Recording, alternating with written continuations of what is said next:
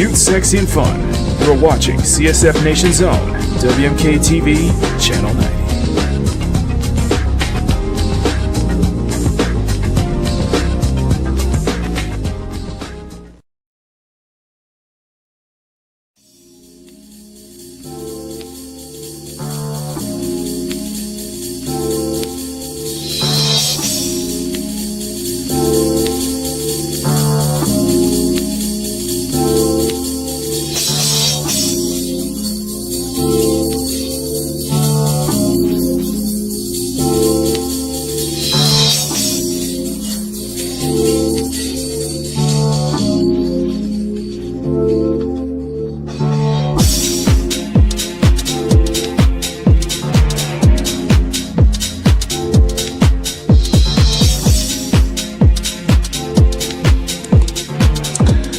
Good morning, good afternoon, good evening, and good night. I am Scarlett Takamoto, and we welcome you, if you're a first-time viewer or a returning viewer, to the sexiest Sunday afternoon art show on YouTube, Makini Live. We, of course, have plenty to cover on today's show, and we will get into the topics today. But before we do need to provide an explanation for last week's absence. Yes, we do owe an explanation for, or at least Makini owes an explanation, and he wanted us to explain it. Long story short, Makini does have another job outside of the day-to-day activities at Makini Studios, and due to the workload he received, coupled with the ever-growing distractions, has made him late for his own shows back-to-back last week. Hey everyone. Now, the good news is that our station, WMK TV Channel 90, swooped right in and started air reruns for the remainder of the week, while Makini and the producers had a few meetings to get everything sorted out, and it does sound like there's a resolution that will satisfy everyone, including the audience. Saya, you want to continue? Yes, and I love how we're continuing this train of the long-winded explanation. So I sat in the meeting every meeting this week with Makini, all the producers, our senior executives, Ilke and Michael, plus Kantaro-san. Essentially, we all were worried about Makini, and even though we didn't berate him at all, we just wanted a clear explanation and a resolution. And he has decided to make it up to you with 2 extra morning shows this week, plus the exclusive goodies that he does for his club members every 2 months will be available for all members for this term that he still needs to send out, as well as the next term is also term 6 and 7, or 5 and 6. We all agreed that it would be a good compensation, but what some of us asked is for Makini to let us know ahead of time and take a break if he needs it. Makini has accumulated some PTO hours for a while now, hasn't he? Yes, and I want to say thank you to everyone for the birthday wishes on Friday. We ended up having a private party, and I got to spend some personal time with Maki-kun as well. I do appreciate your comments on my new look. Some of y'all may say this is not, as the Americans would say, peak, but to me it is very peak. Girl, you look sexy as ever. Sweat it. Oh, thank you, arigato. But let's get into the topics now, shall we?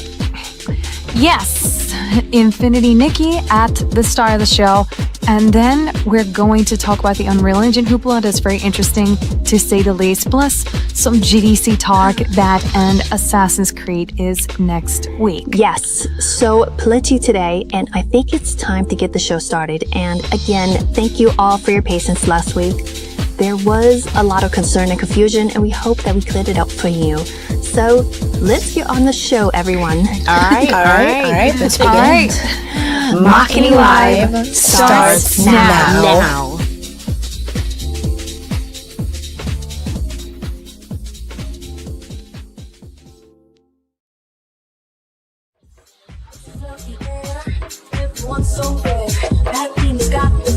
drop them panties where fills the air.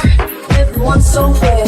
Makini's got the flair. Drop them panties where lights are flashing bright. Turn it up all night. Drop the panties like everything's so bright. Feel the love around.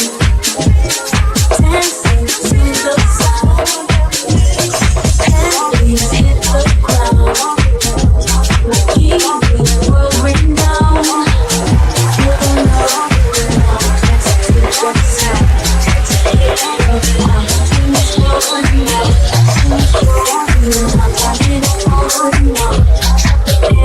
love. Everything's so right.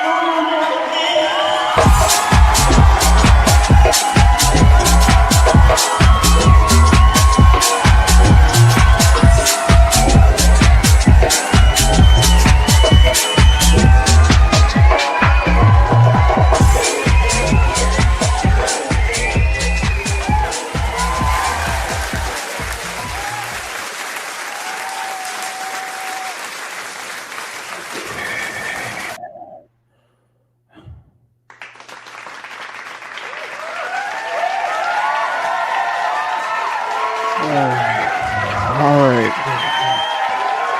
There we go.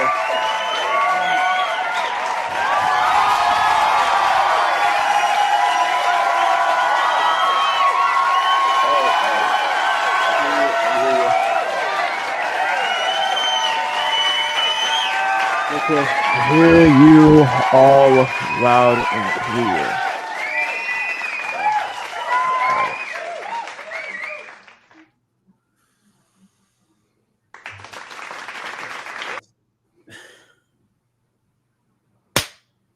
Good morning, good afternoon, good evening, good night, CSF Nation. I am Makini, the art streamer and illustrator, and welcome you to the sexiest Sunday afternoon art show on YouTube, Makini Live. Before we get started, I have some explaining to do, in fact. So, I was very, very absent on, as the girls explained it on, the girls explained it. I was very absent on, I really, well, basically, I missed out on multiple, on pretty much both shows yesterday, on both shows well, all three shows last week. And reason was that my job really. I work has been incredibly busy over these past 2 weeks, and really I've been really tired. So much so that I overslept my alarm clock. I overslept my overslept for Wednesday's show, and I decided I'm just gonna take the week off from Makini in the morning, and I promise we return on Sunday. Now, another thing is that I am also falling very far behind. I am a week and a half late on sending the batches out. So for compensation, I will be sending the batches out this week, if not tonight, when I get the chance to. And the batch term 5 will be for all channel members. This term 5 will be for all channel members, and term 6 will also be for all channel members as compensation. I have been slacking off lately, and I'm trying to, and I really, really need to rectify that. That's why I'm seeing the start of this episode of Makini Live as basically a refresh, a restart, if you will. So I know I owe a lot of people an explanation on that one. So I hope that compensates for it. Let's bring Mom Bear in here. Mom Bear, how are you, by the way? Hello, sweeties. Oh, doing okay. It's been a fun weekend.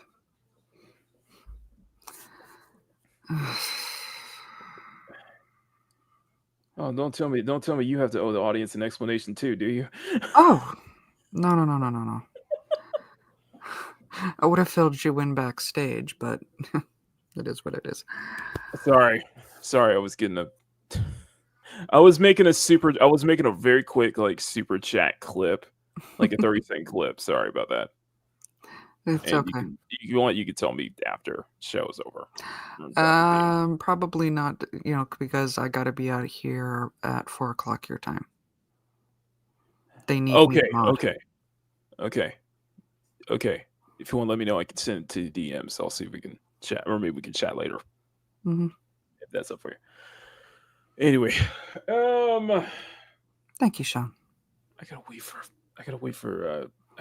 this whole thing. I am so out of it right now. Okay, I gotta wait for You sound like you just woke up. Yeah. It does sound like I just woke up, didn't I? So, and I'm trying to get this thing up. I'm trying to get Infinity Nikki up because I did promise you that Mhm. for 2 straight weeks, for 2 straight Sundays in a row, and have not provided. And you guys have already said that we're going to do Infinity Nikki at the very start. So we got a lot to cover. Okay, we do have a whole lot to cover today. I want to talk about a lot of stuff that I know you guys want to hear about as well. So let's go ahead and get right into it. Before we do, of course, again, my apologies, everyone. But if you can, your forgiveness, smack that like button, make it jiggle. Smack the subscribe button, make it jiggle. I hope I make it up all to you. I really do. And what a week it has. Yes, it has. So before we get to the Infinity Nikki part, which I did promise at the start of the show today, and then we'll get into the topics. We will cap the Infinity Nikki show at least an hour. And that can be like our hangout, talk with you guys about topics and such like that.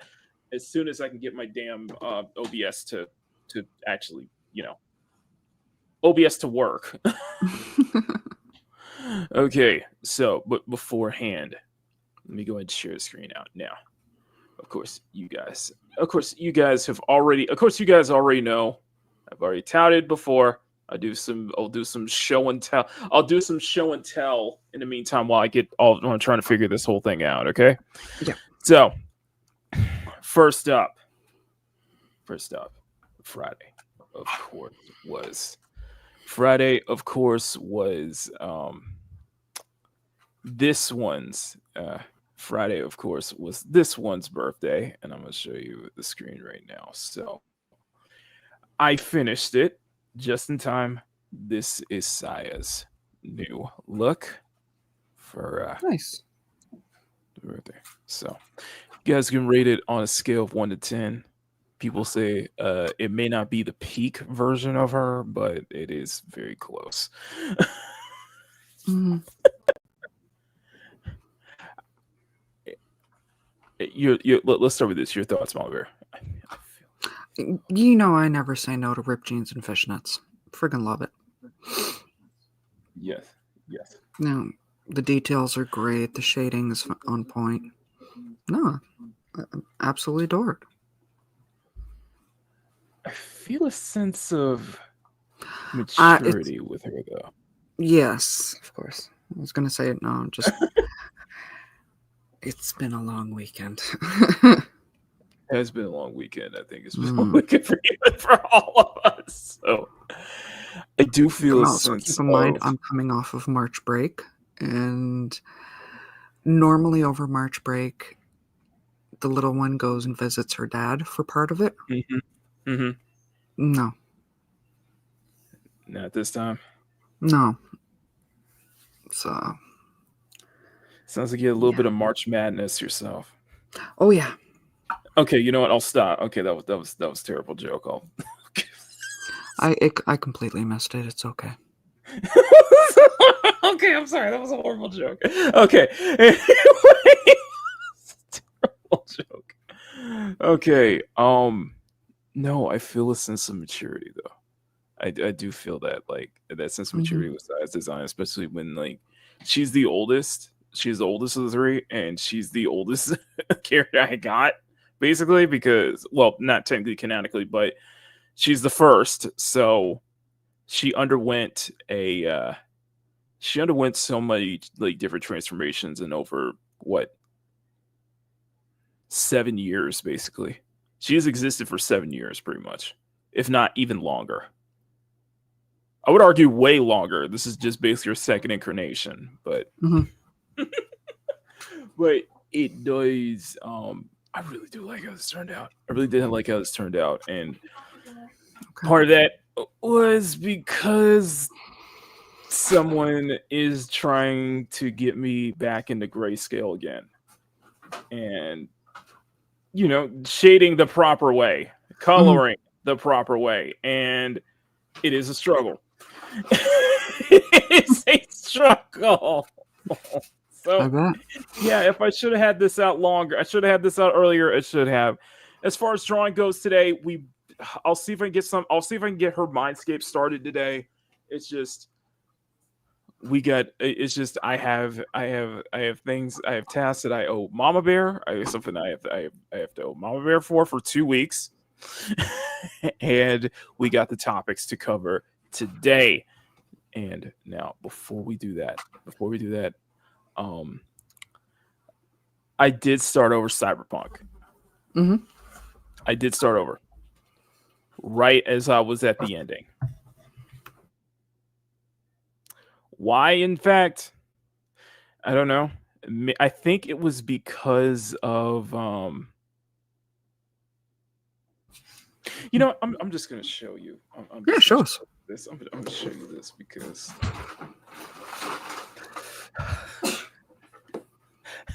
this this I won't say this changed my perception, but I discovered this and I had to install it like quickly. No, I had to start over properly. Collapse. What was that? Just listen. Just listen. Just listen. The air hung heavy with smog and betrayal. もういっそ殺してよ。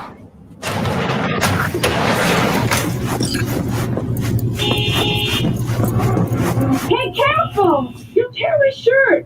あらあら。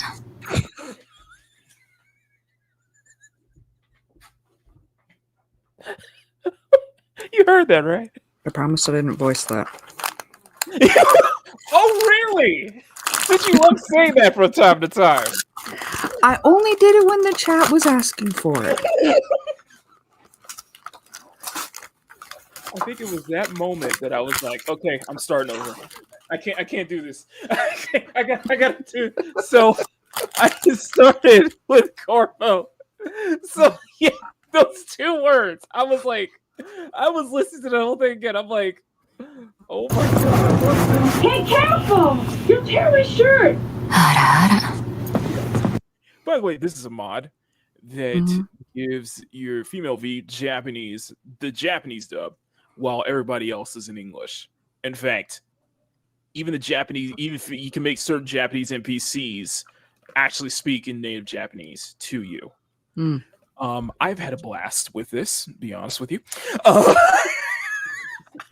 I had a blast. Once I get to this quest line, I will record it for some meme clip. Okay, so just that was the moment, and I will admit, we might have some there's going to be some neuron activation going on in the next couple seconds because I did, although I did start over, I did have a lot of fun with this. So I'm gonna share you a couple things. Okay, So first off, the moment that the moment that the two meet at Embers, and I was explaining this to Emerald, and I love my chat. I love my chat. I love my community tab because everybody was making so many different comments, and I'm like, you know what? That's all I can say. Yes, everything on Saya is a mod. Everything, except for the face markings. Everything else is a mod. The dress is like a combination of multiple different is multiple different pieces put together. But I thought it'd be nice. And yes, Hanako herself is also a mod, by the way. Not only making her curvier, but also giving her a much younger appearance too. So I showed this off. I got a bunch of comments on this one. I love it. I'm gonna read. Hey, I'm gonna read some of the comments here. We're just goofing around. Okay, we're just goofing and gooning around. Okay, so this is what we do here. So let me read off some of the comments here that I was showing it off. Okay, so first off, Emerald's comment was hidden, and Emerald said, "You know exactly what you're doing." And Emerald, let me tell you something. Yes, I am. I explained how it was kind of like a symbolic nature with the two meeting. The symbolism behind it. Here we go. This so that dragon or bus said this game in Skyrim will have the mathematics professionals all over the world wondering how I got so many lewd mods to work at the same time. By the way, I just checked. I have 650 mods just for Cyberpunk. You're an addict.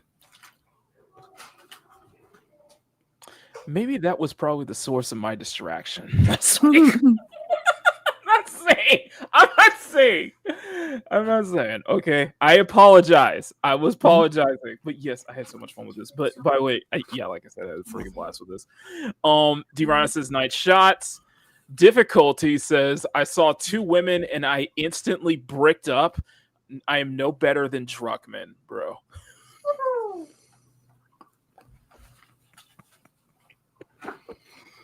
Was that you? No, that was the little one. Okay.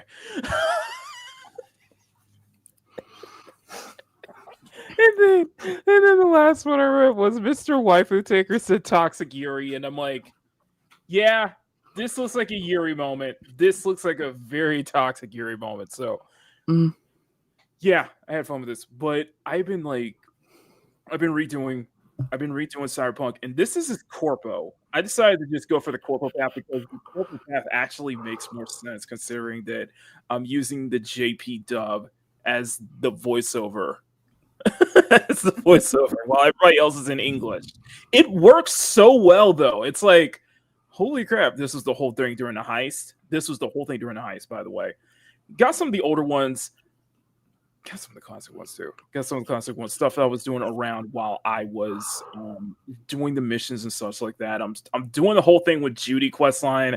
I figured you guys would like this shot though. I figured you guys would like these double shots and just around Judy. And by the way, Judy, that is a mod.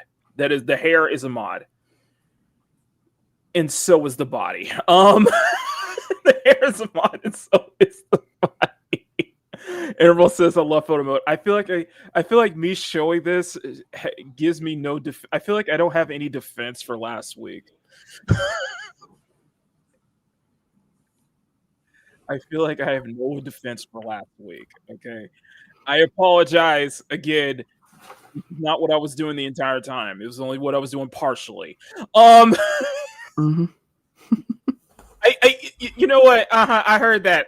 Okay, I heard that hint of sarcasm on there. I apologize again. Okay. I don't know how you found that. I don't know how you found the time to download 600 mods. I have been playing this since. I've been playing this since Christmas. To search through to make sure you had the right mod. I got of the 600 mods. I've been playing this since Christmas. Okay. That's why I said explain nothing. Now look at you, Sean. Listen, Listen, I'm trying to make it up to y'all. Okay, I am trying my best to make it up to y'all. It's called. It's a process. Hello, Dr. Afro. Because like Skyrim, because Bobber, like Skyrim, the modding scene for Cyberpunk is Mm-hmm. infinite. Yes. 600. Yes. You have better been off saying it was because of Hub. No, I am not going to be better off saying it was because of Hub because At this point, it's hub adjacent. you know what? Fuck it. I'm becoming a cyber psycho in my own right. Okay, shut up. I'm sorry. I'm having fun. Okay, I'm having fucking fun with this. Okay, I'm having too much fun with this. It's like I've been addicted. Okay, it's an addiction now to this game. So anyway, just wanted to share that with you. Okay, now let's go say hi to the chat who are going to continue to berate me for. Oh yeah. For this. So shall we, guys? Smack that like button, make it jiggle. Smack the subscribe button, make it jiggle. You ready? Say it like you mean it. Smack that like button, like make it jiggle. And by all means, be sure to, smack that subscribe button if you're new here.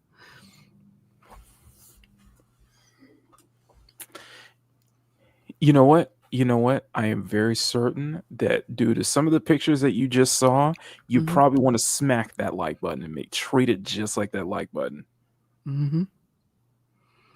There you go. Thank you all. Just remember. Say it like you mean it.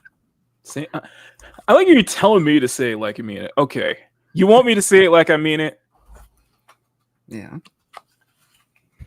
You want me to say it like I mean it? Okay. All right, fine. As opposed to giving it the same energy as, do you want fries with that? Come on. Okay. You see this here? Treat both of those booties like that like button. Smack it and make it jiggle. Is that better now? You literally could just put like and subscribe across the two booties and yeah, and just hit it. Is that better now? Are you satisfied, Maver? Yes. Okay. Hi, Riot. And just for that, I deserve a wait.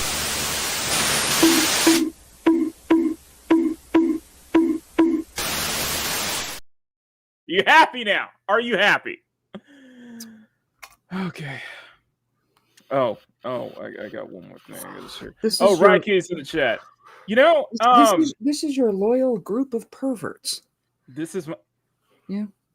Just give it. I would energy, never listen. Give it the energy like you mean it, but don't give it the energy of do you want fries with that? Okay, I'm saying this. I never call y'all per. I would never. I'm not Melanie Mac. I never call my audience perverts. Okay. Okay. I never want to. Okay? Put a one in the chat if you believe on some level you're a pervert. Yeah, because I treat you with more respect, though. I treat y'all not more a bad thing. I'm just saying. Now, Riot Kitty. Now, Riot, I'm glad you're here because this happened. Now, right, this happened. So I was ready to get Bernice, and then this happened.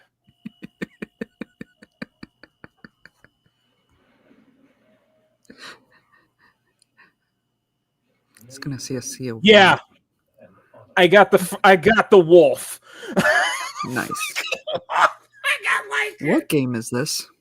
This is Sinless. Okay. I was pulling for Bernice and I ended up getting Lycan. What the freak? Bernice was a guaranteed banner. The freak. Are we going back to I'm not a furry but? No. You know what? Shut up, both of y'all. Shut up, both of y'all. That was not my control. Okay. By the way, that was out of my control. By the way, you were the one making the title. You can't blame. You literally cannot blame me for that. Okay. Who was the one making the titles on those videos? I was. You can't blame me. But for this situation, so you can't blame me. Okay. Well, no, I understand. You didn't create this character. I didn't pick this character. It was this. I bring him up. Shut up, everybody in the freaking chat. Freaking chat, shut up. They love me. It's a freaking gotcha. I was supposed to get Bernice. I was supposed to get the fire chick, and somehow they decided, no, you're gonna give me freaking Lycan. I guess because. No, Sean. Yes. No. Absolutely not. Okay. Are we clear? Difficulty. He showed us his new Zenless Zone Zero character, which is a white wolf in a suit and tie. It's like him, yes. Kind of a mob boss wolf. Yes. Very gentlemanlike, though. Without the jacket, it gives me more, mafia vibes. I don't know. You know what? No. Okay, you want to play this game? You want to play this game? Okay, fine. I'm gonna hit. Okay, Mom Bear, since you want to play this game, this is what. Okay, since this is what we want to play with. So this is what we play. Okay, then Mom Bear, here for you. This is for somebody who knows the game. There you go. I'm ready for the next one on Ben, though. By the way, that suit is a mod. It's It's just black. So yeah, there you go. Wait, did I even show the screen? No. Oh fuck you! Oh fuck off. Okay. You know what? You want to play this game? Okay, fine, then, Mom Bear. I got something for you then. It's not my fault. You're the one with all the power. Okay then. This is for you then.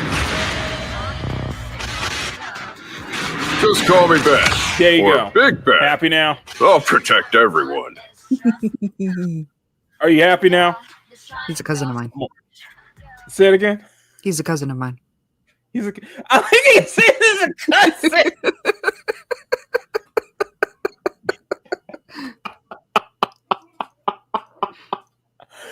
Oh no! The reason I want to bring up Riot Kitty and bring Lycan because there has been some serious Zenless hoopla for there's been some serious voice acting shit going on behind the scenes with Zenless. So like two of the voice actors were basically lost contact with Hoyo over the them being part of the whole SAG-AFTRA, the whole SAG-AFTRA group, SAG Screen Actors. Yeah, so that's part of that. That's actually turned out to be a whole can of worms that Riot Kitty did a thorough explanation for me what's going on. She does not trust. She feels that the voice actor for Lycan was lying about not being in contact with Hoyoverse. After a while, it's a whole mess. It is an absolute whole mess. So there's that. Now let's go ahead and get right into saying hi to everybody here because we are already an hour in and we got a lot to cover. So we are half an hour in. Yes. Okay. Let me ask you this, guys. Do you guys want Infinity Nikki in the first hour, or do you want it in the last hour? If you have it up, pause. By all means, I'd say let's do this. Okay, so what do you guys think? Chat, first hour or last hour? I have it up already. Phrasing. Okay, you know what? You love me. First off, no, that wasn't a bonk for me. That was a bonk specifically for you.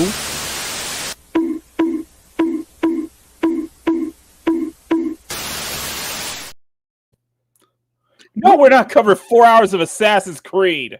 Do you know how many times you have said in the 35 minutes since we've started that you've been trying to get it up?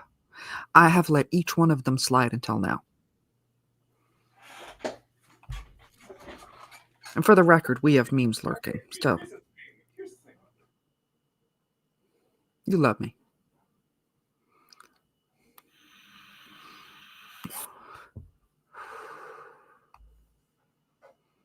He walked away. This is my show now.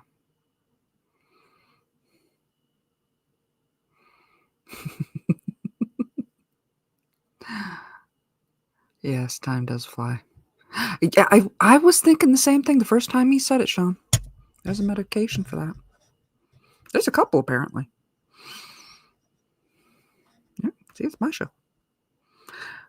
Unfortunately, I don't have any of my clips here. Which I am working on, actually.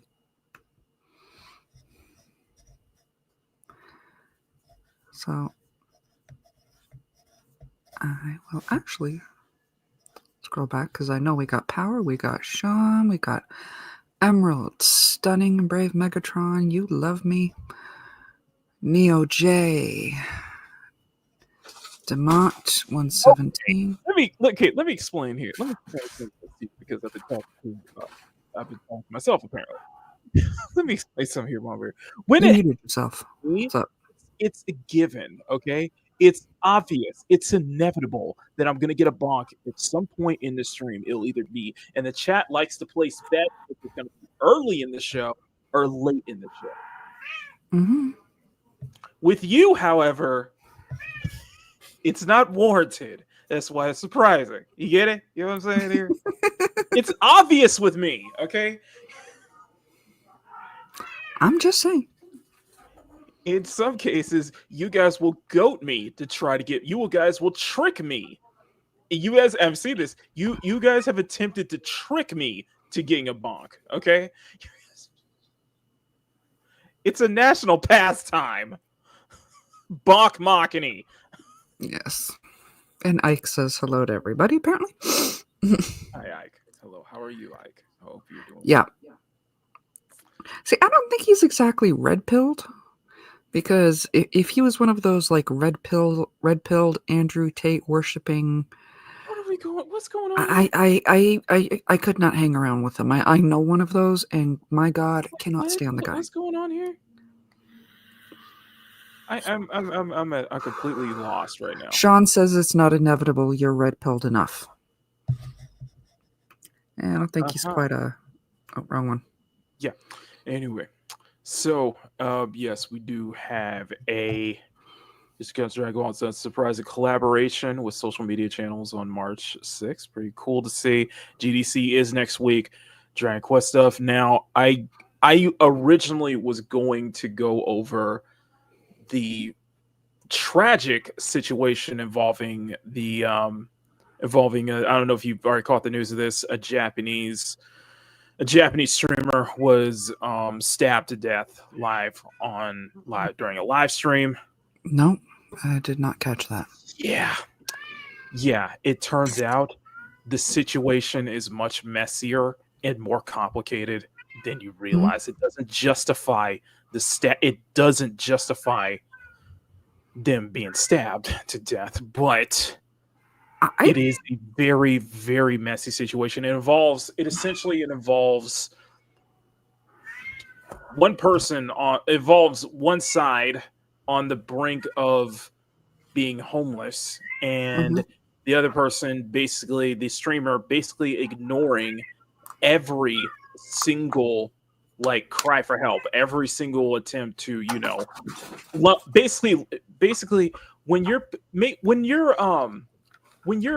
making loans and you're paying back, when you need to pay back, make sure you're paying back. Make sure you know the people who you're paying your money back to. Okay. Make a promise that if you're going to ask to borrow money from them, that you will pay it back, right? Yeah. Instead of putting them in I'm serious about my money, but I've never poked somebody for money. Essentially, there is one thing you said that I have a question about. Yes. Because you said something along the lines of there's there's no logical explanation. No justification whatsoever. Yeah. What would be a justification for stabbing somebody on a live stream? Let me do a quick explanation here. So a Japanese streamer became popular, had a dedicated fan just donating her money, like what we see with Twitch and such like that. And she basically was manipulating him to constantly donate her money to Mhm. the point where the fan had to put out a loan, had to take out loans just to donate her money. And she was manipulating him the entire time. When it came to the point that he was about the equivalent of, say, like 10 to 20K in debt, and he tried to reach out to her for help, Mhm. what happened was that she basically ghosted him. She basically blocked him. In fact, it got so bad that he filed a lawsuit against her because of the money that she had to owe, which he won, by the way. He won the lawsuit. She never did. Okay. She just blocked him. She just ghosted and blocked him. Then when it came out, the fact that, she was about to get married, Mhm. that probably pushed him over, because it was that kind of that parasocial relationship where she made the fatal flaw in saying "I love you" to that Mhm. fan. Yeah. When he tried to, because he got further and further into debt, in the point where he became homeless, trying to pull out all these loans, and he's asking for her to just simply pay at least some of that money back, because he had to take out so many loans just to, just support her, because she was asking, "Don't give me money for this, give me money for this," playing the sob game. Well, during a stream, it snapped, and he stabbed her. He knew where she was. She was in somewhere in Shinjuku, and she stabbed him. She stabbed her. He stabbed her 30 times to death. Like I said, there's no justification whatsoever for this, and this is a very messy and tragic situation. Well, But I understand this, and this is something we have seen played out not to this degree before. because people, also because the news, everybody was saying that it was the problem with being in a parasocial relationship. That wasn't that may be part, that's only partially, that's only a small part of the bigger issue with the situation. I don't even If know what you're a paying money. parasocial relationship is at this point. Hmm. This is a new term. Yeah. It's the whole thing with, streamers and fans, hence why, basically the term simp came from that. These simps come from, basically the term simp comes from that. Yeah. Do we need to? These are the same type of guys that we need to explain that the women at Hooters aren't really attracted to you. They just want tips. Hmm. It's the same thing. Yep. This was a messy situation, and I think on everybody's part, and nobody comes out it comes out squeaky clean in this. No. Not one person. Both parties did not come out squeaky clean on this one. But I'm just telling y'all, listen, in real life, I'm not if you justifying gotta what she owe did. money back, make sure you know who you're owing money to. Just make sure you know who it is, and make sure that if you do have to owe a friend back, that make sure you promise, you say you pay them back. Yeah, Mhm. it was a messy situation. So yeah, there's that. Sorry, I had to. This is Yeah. why VTubers yes, Mhm. VTubers are very overprotected with their real life identities. Of course, we heard that whole situation with Amaranth, that whole thing with Amaranth getting over the Amaranth getting getting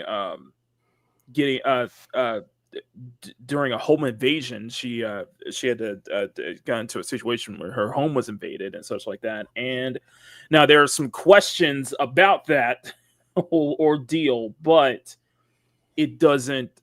It's still the whole thing with streamers and such like that. And and I could say, and I can say, definitely say with confidence that, yeah, when it comes to that stuff, yeah, women are definitely the most vulnerable when it comes to those kind of situations. So when it comes to like, especially with big female streamers, they are very protective, like very, very protective. Yeah. Seriously, like security and all that stuff because of that kind of shit happening, basically. Yeah, I just wanted to bring that up. It's a fucking crazy, man, and it happens a lot in the idol in the idol industry. It happens a lot. We probably heard stories of crazy fans over our years when it comes to celebrities, isn't that right, Malbear? Mm-hmm. Yeah. And I will put a caveat at part. If you want to send some money to a streamer or whatever, whatever, but make sure it's within your budget. Yes. Like, don't go over. Don't be spending like rent and groceries and on somebody you will probably never meet in real life. Exactly. Usually streamers tell you not to send too much money. Exactly. Mm-hmm. Exactly. Like, when you guys send me super chats, the only thing I offer in return is a clip. The only thing I offer in return is a booty break. Yeah. Like I'm not justifying what he did, and I'm not justifying what she did. They were both like they were both messed up in this situation. Mm-hmm. Yeah, both parties are at fault of this. It's freaking insane. Like it's flipping insane. Now, we do have a couple more stuff. We do have plenty of stuff to go over. So I think we are caught up, right? I think we're caught up. We said hi to everyone, right? I think so.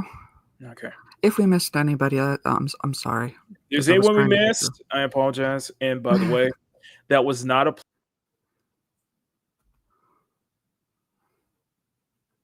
my show again.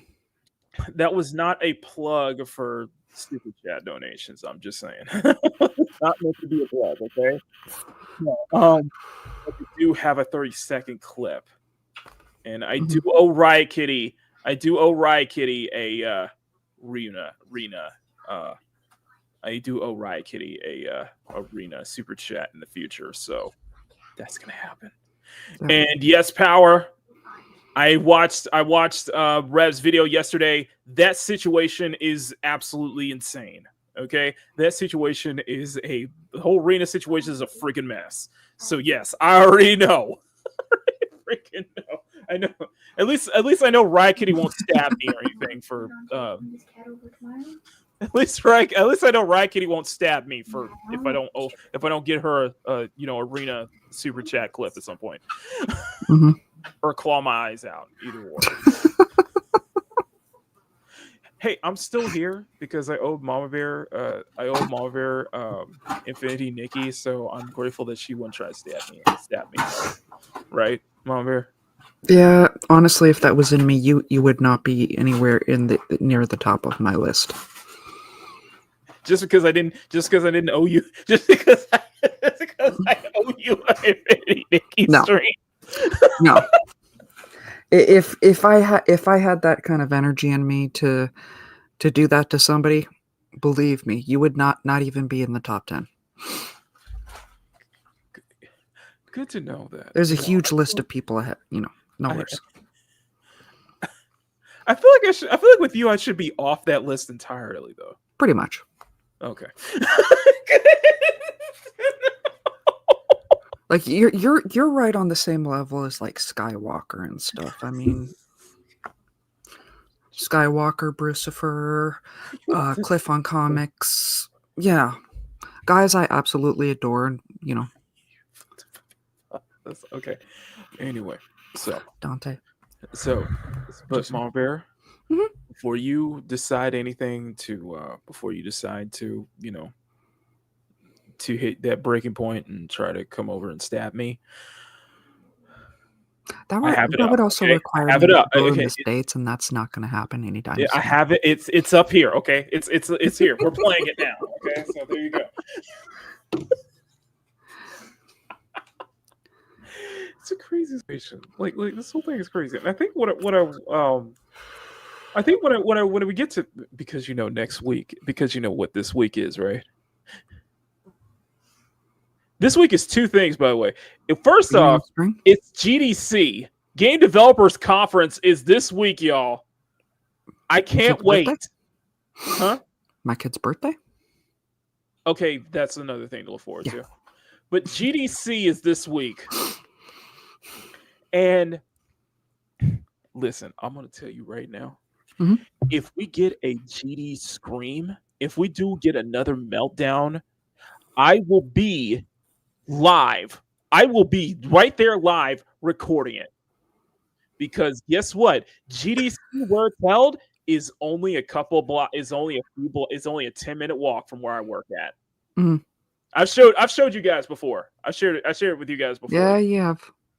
Yeah, I've done live streams of us walking around San Francisco, so I know exactly where GDC is held. Maybe I could just interview some of the developers. Again, Megatron, no worries, you're not on that list either. If I was going for any Canadian, it would be other than, a certain... Other than the obvious. Is what other than the one that should be obvious, I'd probably be heading to Montreal for a different Canadian. Like I said, other than the obvious. Now, so are we ready to begin? Okay. Yeah. Oh, by the way, this week is also Assassin's Creed Shadows, and me and Sean are Gonna dress up as Yasuke? You know what? Maybe I should play Yasuke Simulator on the day. How about that? Yasuke Simulator. No, Sean, I can't put you on that list because then I would have no chance of seeing Dan. That's not going to happen. How would I get to see the world's finest collarbones? Come on. Okay. So you know what? We could go over a couple of topics as we're playing here today because apparently that's because we could do that. For those who are just new, like I said, I owe Mama Bear an Infinity Nikki stream because one, the super chat asked for it too, and two, I did promise her a while back, so I did promise her part 2. Now I'm not sure where to go next. Okay, so this will be a pseudo gaming art stream, I guess, and we'll go for that. Like I said, we'll play for only an hour, and then I would really love to appreciate this game had map markers for me. I would really appreciate that. I have not played this freaking game in like 2 weeks. Okay, so assuming, okay. Anyway, so so we're gonna start. Okay, so let's start with Ubisoft. We'll just talk as we go along, okay? Okay, what did they do this week? 2 of their developers are facing prosecution. Really? Yep, they are facing prosecution. So let me go ahead. Let me go ahead and bring this up real quick. Let me go ahead. Yes, they are facing prosecution. And I'm going to be using. Let us use. This is coming from. You know what? Fuck. You know what? Screw it. Let's go. Let's go from France. This is from France 24. Okay. So you ready? Okay. So. After an initial hearing in the last 7 hours, the court criminal in Bobigny, outside Paris, ordered the trial to be adjourned until early June. The proceedings come after years of controversy over the global gaming industry's treatment of women and minorities in both games and real. Okay, you know what? No, we're not going there. We are not going there. Let's not go in there. Let's not go in there. Okay, so we'll just grab this from Bloomberg because I'm not going to deal with this. No, Bloomberg. No, I don't. Okay, thank you, Bloomberg. Okay, never mind then. Okay. Okay. So let me see. Let me find the. Let me see. I'll find one here. Okay. Let me find it. Ubisoft boss. Ubisoft boss is on trial. Okay. Okay. I just need to be okay. Okay. Woo! This is a long one. Okay. Yeah, So I'm you gonna could be you could just gaming send and me reading. and I could read it while you play. You know what? That can work. Let's do it Yeah. that way. Let's do it that way. Okay. We go share the screen here. This is coming from. This is coming from. I'll turn this off so you don't hear me. Okay. Okay. So we got it. All right. This is coming from. This is coming from Deadline over at Yahoo News. Former Ubisoft executives go on trial over toxic workplace as union calls for CEO to be tied for complicity. You ready? I meant you could send it to me on Twitter, but yeah, I Oh, can. you want me to send it to? Sorry. That way you can like play the game. Sorry. I'm sorry. Okay. For those who are just new to this channel, for those who are just new to this channel, this is very this is what our streams are like, very disjointed. Go ahead. All right, I just sent it to you on Twitter. I just slide into your DMs. Okay, there you go. Good thing I did co-host. You know what? I feel like Mads is the only person who puts up with me for 4 years. Has been put up with me for 4 straight years. Oh please, you got a whole short stack fandom. Okay, you can switch back over to the other screen. I got it. All right, ready? All right, go ahead. Yep. Former Ubisoft execs go on trial over toxic workplace as union calls for CEO to be tried for complicity. This is by Melanie Goodfellow. Yeah. The trial of 3 former Ubisoft executives accused of sexual harassment and bullying at the company's Paris HQ, which was due to begin on Monday, has been postponed until June 2nd. The adjournment was requested by lawyers for both the civil parties and the defense after key pieces of evidence were only made available just days before the trial was due to take place. Are you ready to read the? Are you ready to read that? I'm reading how to scroll down. I was gonna say you'll be ready to read the allegations because this is gonna be good because this is really interesting. All right. Maud Beckers, who is the lawyer for the plaintiffs, said several pieces of information she requested from Ubisoft in February 2024 had only been supplied 4 days ahead of trial.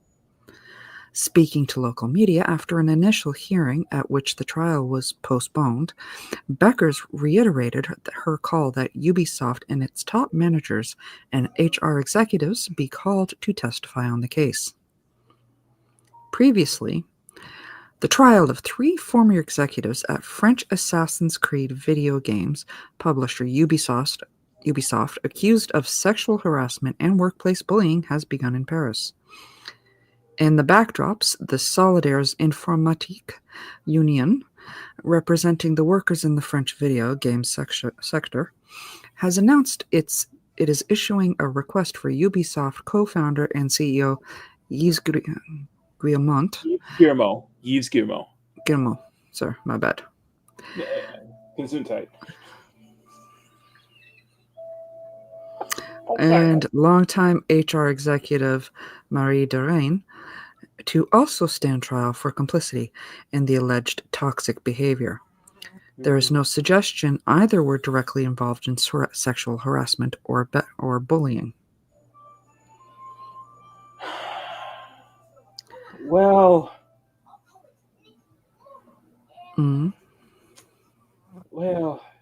does it show the Does it show what they're on trial for? Does it show the allegations? Looking.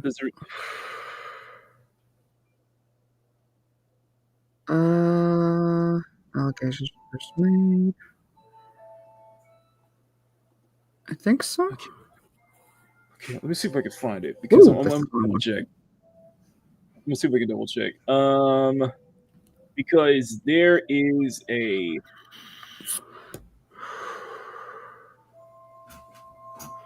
Okay, essential. Oh, What? it. Hmm? Okay, this is from here. I'm gonna send you. This is from Ah, MSN. Here you go. This is the MSN one. Okay, thank you. Just put in the fridge. that goes into detail. Got it. That's fine. Go away. Okay, former Ubisoft bosses on trial in France over alleged harassment.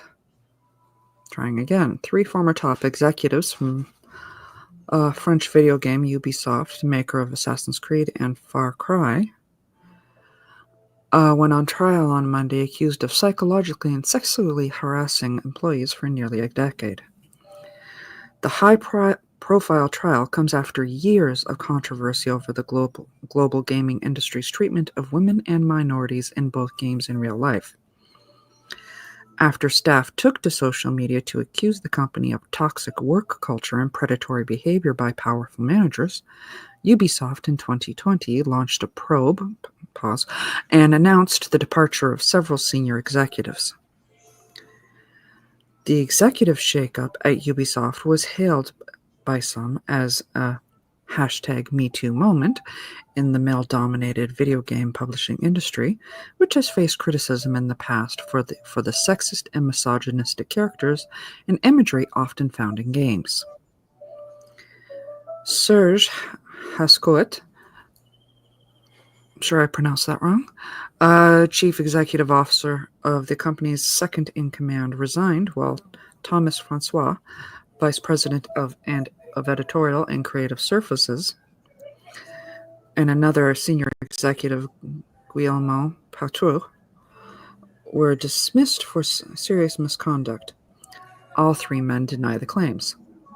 Francois is the focus of the most damning testimonies, which have alleged systemic psychological and sexual harassment at the French giant located in the eastern Paris suburb of Montreuil. Mm-hmm. Aged between 38 and 46 at the time of the events, Francois is alleged to have habitually watched pornographic films in the open plan office. Yep. And commented on the appearance of female employees who he routinely insulted. See already that is a trip to HR. Like already that is a trip to HR. Yes. But that's only scratching the surface. Apparently. Yeah. Yeah. Yeah.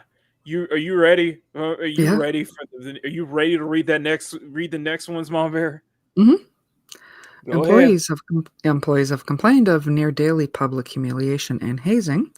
In addition to the accusations of sexual and psychological harassment, Francois is being prosecuted for an attempted sexual assault when he tried to forcibly kiss a young employee during a Christmas party as she was held by other colleagues. According to an investigative report as seen by AFP, Francois was encouraged his subordinates to act in the same way, using his influence and high hierarchical position within the company to this end. Now, here's the thing. I think it was this one that there's a further detail that one of the female employees, he got her to do sexual acts as like prey, such as standing upside down to see panties and a skirt, and even once having reported that he got this female employee to get her tied to a chair, right? Mm-hmm. And put in an elevator. Yeah. And having her sit in that elevator. On top of that, she was not allowed when it came to the company meeting, when they had one of the meetings, right? She was not allowed to take the makeup that he put on her off either.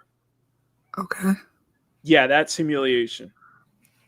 Yeah, that's not only is that a fireable offense, but that is a straight up, calling the FBI and calling the police on. Yeah, kind of a That CSI, is serious jail time.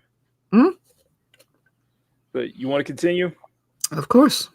Yeah. Hascote, 59, is accused of lewd behavior and posing intrusive questions of a sexual nature as well as racist comments and behavior. Following devastating jihadist assaults in Paris in 2015, he allegedly asked a Muslim employee if she agreed with the ideas of the Islamic State group.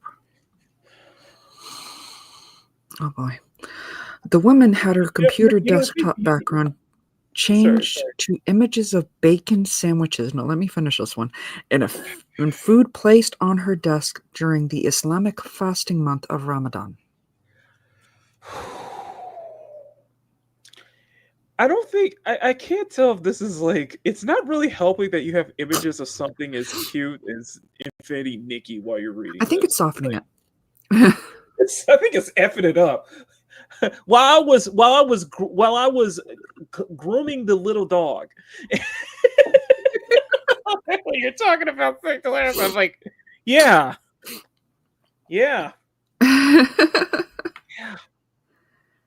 I think it's softening it a bit.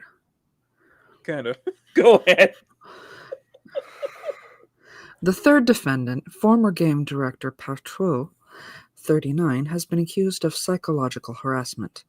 Investigators have spoken to dozens of witnesses during the probe, but many refused to file a complaint for fear of reactions from the video game community, according to a report as seen by AFP. And that is the end of the article. Yeah, so so you want to go? Do you want to go back to the other article? Yeah, along that article. I don't know where I dropped off on it. Let me see if we can get. Let me open it up for you, okay? So let's do. You want to continue? Let's start from. Previously, I read that. Let's say the case resonated. The case has resonated through the game's production world. You want to start from there? I see it. The case has resonated through the game's production world, especially in the wake of 2021's $54 million lawsuit brought against Californian video game companies Activision Blizzard over accusations of widespread sexual harassment at the company, which was settled out of court in 2023. Now, I want to bring up something real quick. Now, the Activision Blizzard thing, is that something I did cover 3 years ago, and oh my god, we're taking selfies.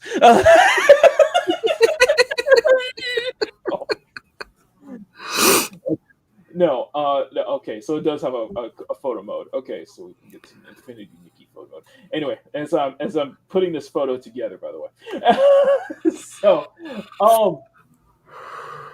So in 2021, everybody knows about the Activision Blizzard lawsuit and how, it seemed that as if the toxic work culture with Bobby Kotick at the helm and such like that, right? Well, some of those allegations were not just sexual harassment allegations. There was cases of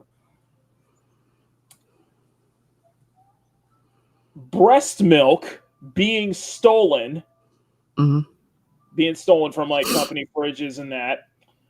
And also the case of the alleged case of one developer taking her own life. Oh, Jesus. Yeah, that did happen. To see that is alleged that happened. That was a huge scandal back in 2021. And listening to this here, Ubisoft is like so many, like it's giving those kind of shades. It's like it's almost like you can't understand how insane the gaming industry is, and I was saying this workplace cultures. We talked about multiple like toxic, workplace cultures before, and we've talked about it on both sides of the aisle, from like the sexual harassment and such like that on one side, from you hear from Ubisoft, to the toxic positivity where you're not allowed to we're not allowed to criticize or say anything on the other side of the aisle. So very much shade. Sounds like a group I used to mod in. Mm-hmm. Sorry, did I say that out loud? Mama Bear, we're taking a photo here, okay? What? Continue. In allegations first made public by Libération, Francois has been accused of a raft of inappropriate acts during the playing of a porn movie during a meeting with a female subordinate, regularly using pejorative language about the appearance of female staff, pestering interns via text, and encouraging Islamophobic jibes against a female Muslim employee. Hascote is accused of allowing the toxic workplace environment and acting in a capricious and tyrannical manner towards his staff. He resigned in the wake of the Libération report in July 2020, while Francois was sacked a month later. All three men deny the accusations, of course, with Hascote saying that he was tied up with the running of the company, as well as constantly traveling for his job.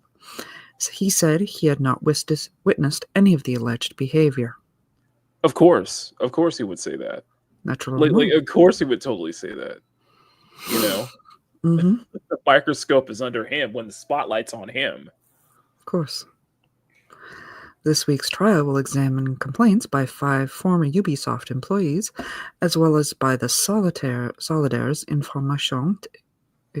Informatique Union. Scores of other Ubisoft workers are reported to have given evidence when the allegations first came to light, even if they did not follow through with official complaints. This week's trial, whatever the outcome, may not be the end of the affair for Ubisoft. Solidaires Informatique announced on March 3rd that beyond the actions of the individuals on trial, the ultimately responsible for the toxic workplace culture at Ubisoft lay within the company and its human resources department. I don't know what to tell you. Here's my thing. Listen. That is the kind of stuff the human resources is supposed to take care of. Let me. By the way, she is adorable. Let me talk to the audience here real quick, okay? Right. This is why I'm not willing to call you guys pervs, because you guys are not. This is the cute, sexy. And I'm gonna tell you why, okay? Because we know where to keep it. We know where it's can call self-discipline. And we go. I may call y'all gooners, but I ain't gonna call you pervs. I ain't gonna call you incels, whatever. See, when I say it, I mean it lovingly. Okay, Mom Bear may say it lovingly, but no, I mean that is because you guys have a lot. I have a lot more respect for you guys. I have a lot more dignity. You guys are not what you seem. Okay, to me that does go against what I try to stand for in this. What I try to explain what I stand for and such like that. But here's the thing.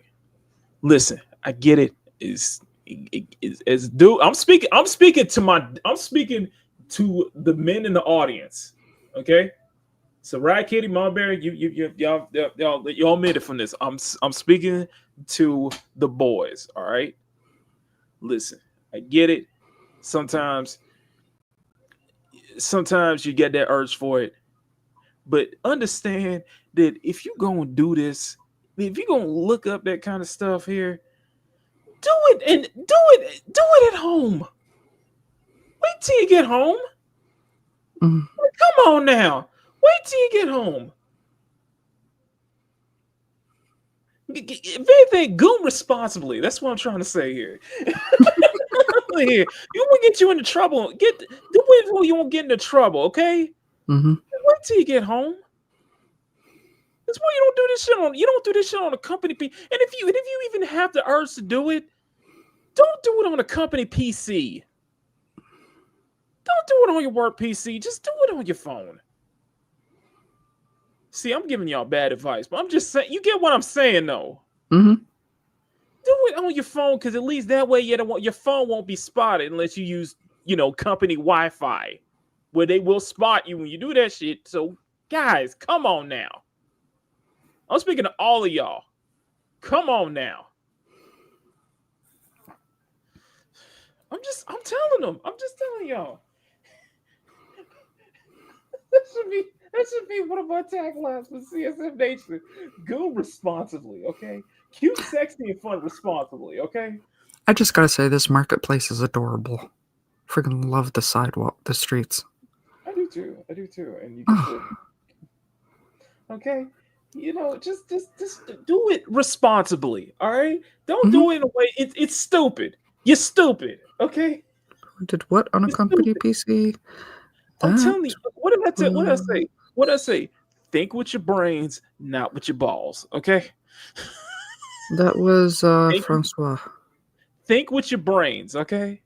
That was Thomas Francois that watched porn on a company PC in front of a female employee. And listen, here's the thing, and this is the thing I love. This is the thing I love, because Emma brings up a good point. We the real ones dangerous to women here. We into the fan service. I stepped up the back so many damn times. When I say, I have said multiple times, never apologize for wanting to attract women in me, especially in video games. We going to hell. We do it. But we're more responsible. We know how to act like an adult. We know how to act like around women in public. Mm-hmm. And I can brag about that because I work around women most of the time. It's a thing called discipline. Mm-hmm. That's what I'm trying to tell you. Okay, can we pet the puppy? Like, here's the other caveat. I get the fact that and especially if you're in a higher place, especially if you're in a bigger place of power, especially if you're in an executive role.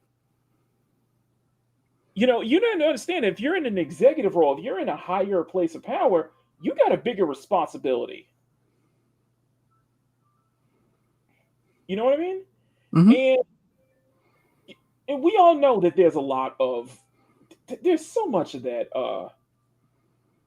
There's so much of that. What's the word I'm looking for? There's so much corruption going on even in every company. I believe, my personal belief is there's not one single company that's not squeaky clean. There's definitely, especially some corruption, especially at like the CEO level, especially at the higher levels. You know what I mean? Mm-hmm. And usually when stuff like this goes down, it's usually they point their target straight at the executives. They point their target straight at the executives, the CEOs. And this is part of the reason why Ubisoft, honestly, I could not see myself working at Ubisoft. I just couldn't. No, you're not that much of a prevert. Like, I'm serious. So am I. I could not see myself working at Sean. Could you see yourself? Okay, I'm going to ask everybody in this chat. Honest question. I'm being honest here. Could you actually see yourself working at Ubisoft? Especially over the past couple of years. And Sonny said, this is why I stay away from corporate jobs. I work in corporate. So I work an office job. So you like come on now. Okay, how do I access the hard bay? Anyway, Marbury, you got something you want to add on to this, because that's not particularly. Mm-hmm. Do you want me to keep reading? Yeah, continue. All right. This week's trial will examine complaints by 5 former Ubisoft employees as well as the Solidaires Informatique Union. Scores of other Ubisoft workers are reported to have given evidence when the allegations first came to light, even if they did not follow through with the official complaints. This week's trial, however, whatever the outcome, may not be the end of the affair for Ubisoft. Solidaires Informatique announced on March 3rd that beyond the actions of the individuals on trial, the human resources, that's where I read. On the basis of the union said it would be issuing a request for the second hearing in continuity of the trial, calling for Guillemot Derain to take the stand for acts of complicity regarding the alleged sexual harassment and bullying that took place. The same request also cites the entire Ubisoft company as a legal entity for moral and sexual harassment, environment moral and sexual harassment, institutional sexual harassment, sexual assaults, and unintentional injuries. Wow. The second trial will highlight the systemic nature of harassment at Ubisoft, which has put employees in danger for years by protecting the harassers rather than the victims for reasons of male intimacy and financial profit, the union said in a statement. In a pre-trial, Liberation also suggested the scope of this week's trial was limited in terms of tackling deeper alleged issues at Ubisoft, noting similar scenarios had also played out other branches of the company outside of France. When CEO Yves Guillemot places all the responsibility for the problems on the backs of two black sheep, he contradicts what emerges from the vast majority of testimonies, namely existence of a toxic environment, allowing this type of behavior to flourish, wrote the newspaper. The problems highlighted by Liberation's investigations, which are now the subject of a trial only concern by the group's Paris headquarters, but journalistic investigations and internal reports have subsequently affected Ubisoft in Singapore, Montreal, and Quebec City. The Singapore allegations emerged from an anonymous survey conducted by Ubisoft in the wake of the 2020 allegation of its then 14,000 employees, in which 25% of responders said that they had witnessed or experienced workplace misconduct. In internal memos to staff before and after the survey, Guillemot promised a fundamental changes at the company to stamp out toxic behavior. To ensure everyone feels safe at Ubisoft, feels welcome, respected, and safe. Contacted by Deadline on its report to the request for hearing involved Guillemot Derain, Ubisoft replied, Ubisoft is not a party to the legal proceedings. Consequently, we will not comment on this matter as we have not received any specific information about it. And that is the end of that article. Yeah. Wow. Yeah. So you understand why Ubisoft keeps getting in the headlines, right? Mm. You understand why Ubisoft why Ubisoft continues to grace us in the headlines for all the wrong reasons. Oh yeah. And this is not even going into the whole thing with AC Shadows, because let's be honest here, I doubt that Shadows will make money. Okay, Shadows will make money, but they ain't gonna make as money as much as they want, as much as you think it's gonna be. In fact, let me see if I can get the other video up. There's a video here I will share with you guys. I think it is with the Japanese government. I think is Japanese is a little ashamed. Okay, they've been ashamed. No, yeah. Japan's been very much ashamed of it, kind of embarrassed with Ubisoft right now. And let me see if I can find what's it from? I know Hypnotic made a video on this. I know a couple other people have made a video on this. Please respect. Okay, let me see if I can find it here. Please. Respect culture. I'm looking for something. I'm looking for the video here where people are not happy with this one. Let me see what we can find. You want to highlight a couple of comments while I'm trying to find a video? Actually, give me 1 minute. Mm-hmm. I'll be right back. Okay, I found it. All right, and let me go ahead and share this from that Park Place. I'm gonna go ahead and share this from that part from TPP. Go ahead and check out that park. 1 second. There we go. Okay, I'm gonna switch over to our main one here, and let's go ahead and do we have one from? No, not Deadpool. Oh, that's behind the pit. Dang it. Okay. No, where's the one with what's the one I'm looking for? Backlash of a shrine depiction. Okay, here we go. So you guys know about the shrine. You guys already know about the shrine depiction in AC Shadows. Now there's a video from the official statement of the shrine. I'm going to share this.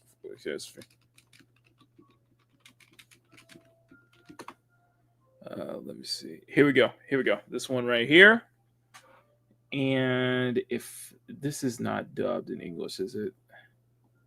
Japanese. Okay. Let's see. Okay. So this is from one of the shrines here, and I think it should be. Here we go. It is. Okay, it's subtitled. Okay, so I'm going to share this here. So I want you guys, we're going to watch this for a little bit, okay? というゲームをご存知でしょうか。この主人公はですね、通りすがりのですね、神主さんを切りつけたり、お社に向かって意味なく弓を射かけたりとですね、大変傍若無人な振る舞いをします。そして実在する死者部。Now, what he's referring to is, I think he's referring to the shrine that we were talking about last week. The one, the clip that went viral. The clip that went viral about the clip that went viral about the it was about the one of Yasuke going into Yasuke basically kind of defiling and damaging one notable Japanese shrine. I have the information on the shrine. Oh, go ahead. The Itachi-Hozu Shrine is a Shinto shrine in Hijimi, Hyogo, Japan. It is located just outside of the Hijimi Castle, renowned for its single mountain rite, and is held every 60 years, and 3 mountains rite held every 20 years. The shrine's rituals are related to rituals at the Iwa Shrine, at a famous nearby shrine. Yeah, it's referring to that, and of course everybody knows about the viral scene of Yasuke. Yasuke basically damaging the shrine and such like that. Mm-hmm. And from my personal standpoint, and I'm gonna say this personally. Oh, I think I found the one yeah.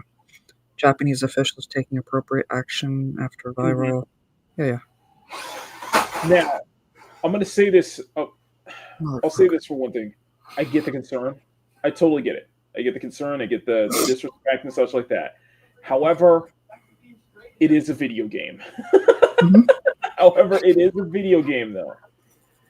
Now, the problem lies on Ubisoft for probably not doing their research, or basically not caring about the amount of research they do. But then again, this is the same team that who has sensitivity consultants, and one of them involves one of their sensitivity consultants only cares about, you know, the history of relationships between Buddhist monks and little boys in feudal Japan than actual, Japanese history. So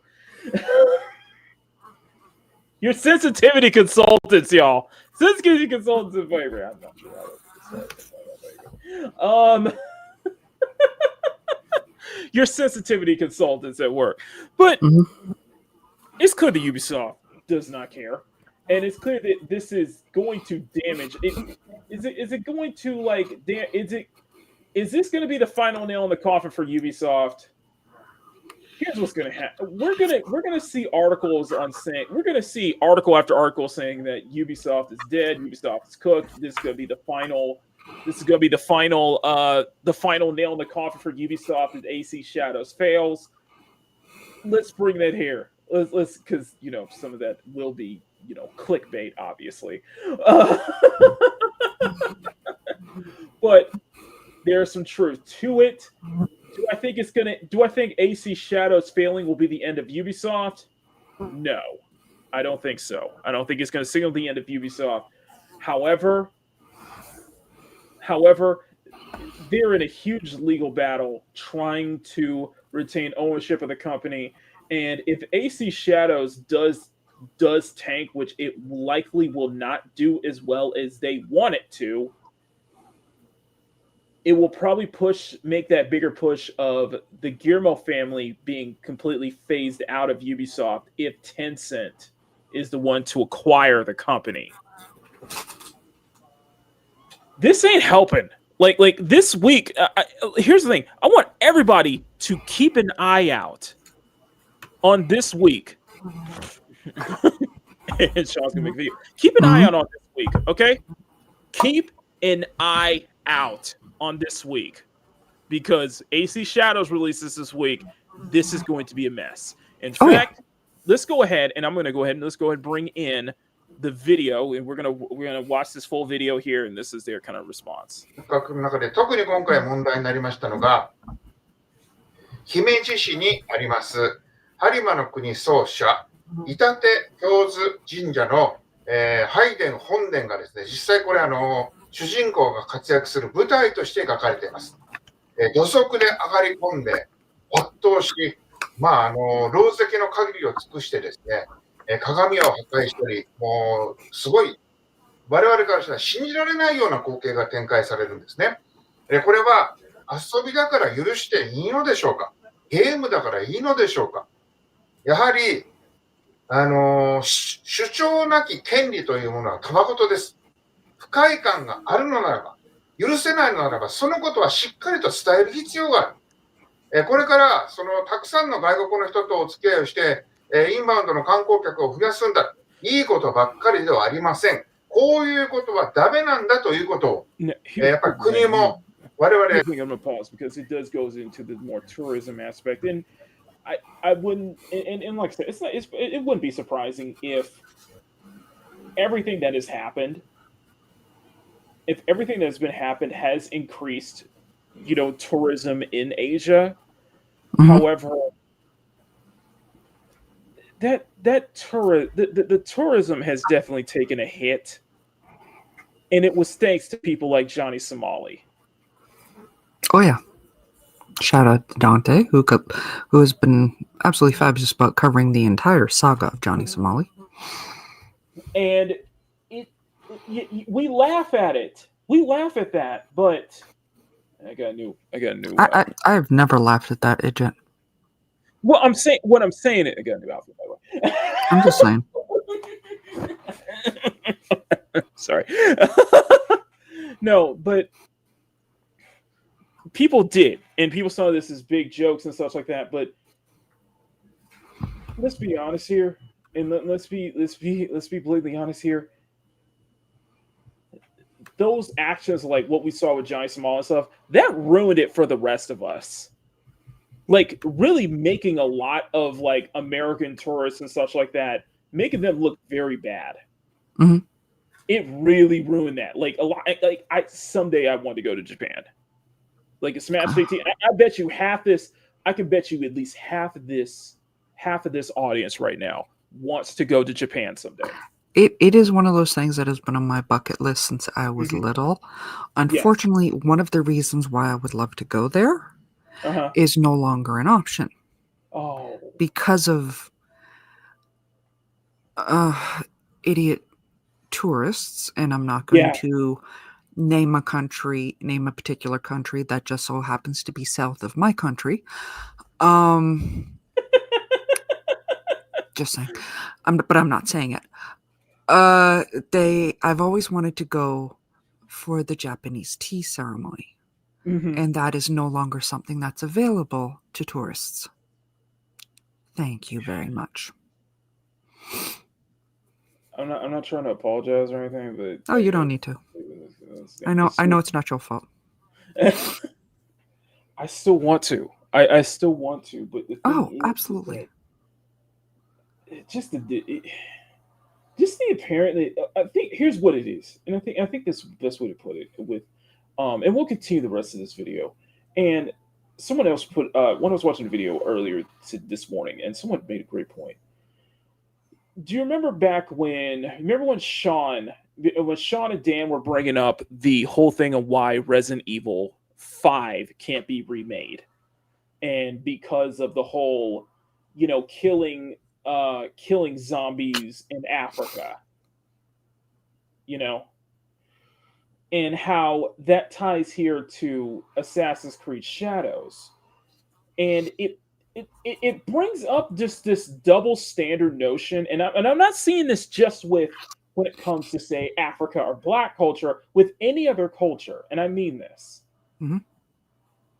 So it's not okay. So we can respect other cultures in media.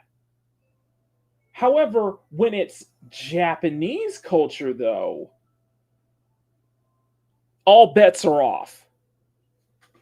Basically, like you see what I'm saying, right? Oh yeah.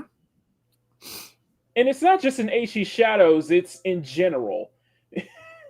There's It's not just you know Japanese though. Asian culture in general, Asian basically. culture in general, Egyptian that got not too long ago rewritten Yeah, but by a certain formerly Mrs. Will Smith.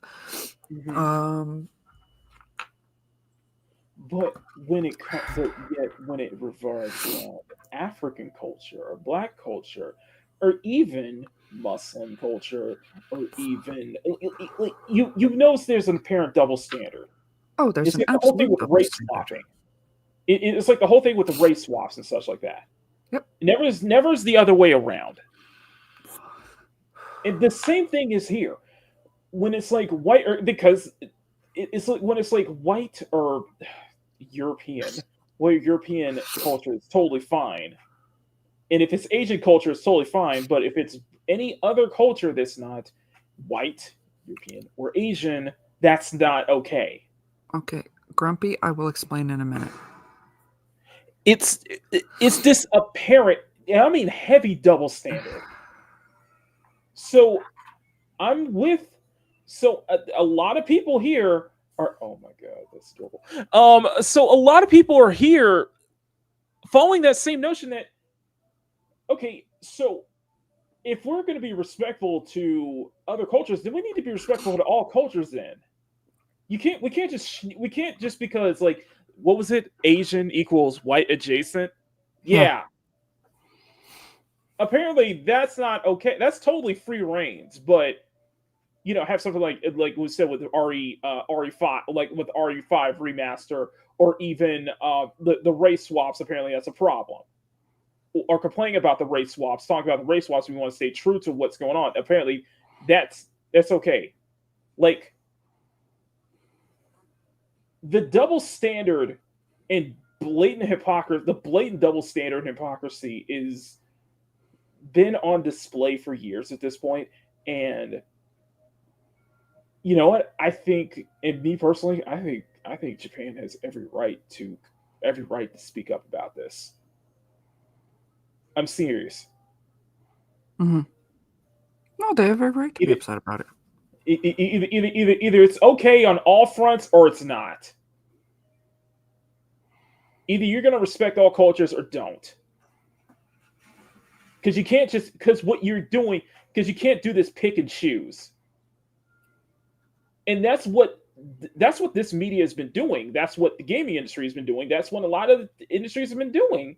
A lot of this entertainment industry has been doing in general is picking and choosing what to be offended or which culture to respect and which culture to not respect. And you wonder why Eastern titles like Infinity Nikki is kicking your asses right now. Mhm. You wonder why. Go ahead, Marbury. If you have anything you want to say about this. Okay, Grumpy was asking respects to April. I will get to you for a second, Sean. Grumpy was asking who will save me from the grenade of ignorance and explain this jolly Somali thing to me. I am lost. I will give you the Coles notes of it.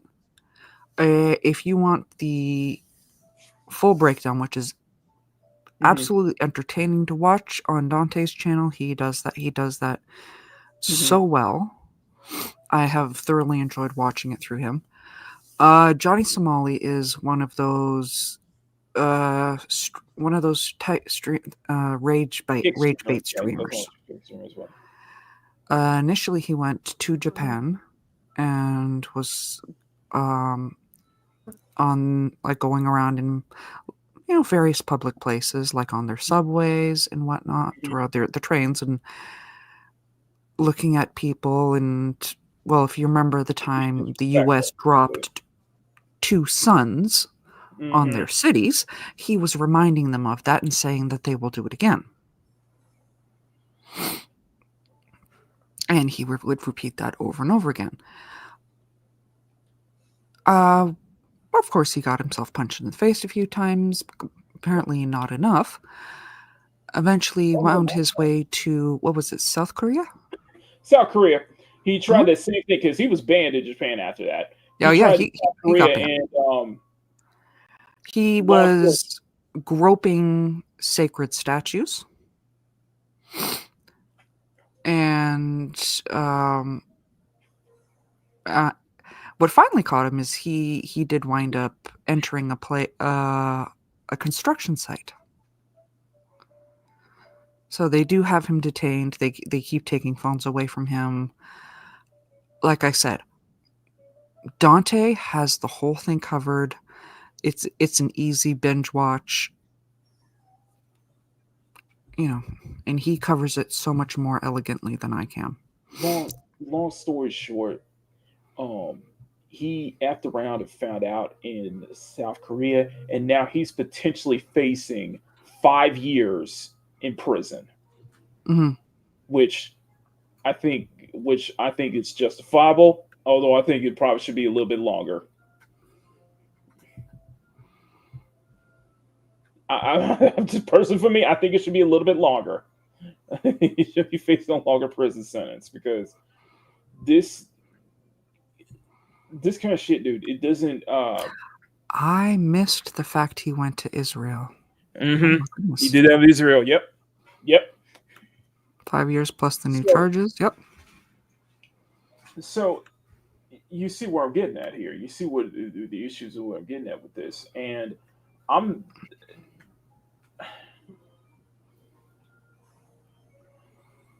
point I'm trying to say is that you can't pick and choose. You can't just pick and choose on which cultures you're okay to disrespect and rewrite, and which cultures are not okay, that aren't okay to disrespect and rewrite. You can't play that you can't play that game. Yeah. Because it shows how you're blatant, and I mean absolute blatant hypocrisy, blatant double standards. It's just how ideological your ass is. And the fact of the matter is that, and it's even more egregious when it's like, okay, so we can do this to Asian and, do to Asian and European cultures, right? Mm-hmm. But if it's a race swap on the other side, if we can't do RE5 remake because killing zombies in Africa. Yeah. I'm sorry, you're full of shit. And you're not. You don't speak for me. You don't speak for a lot of black people.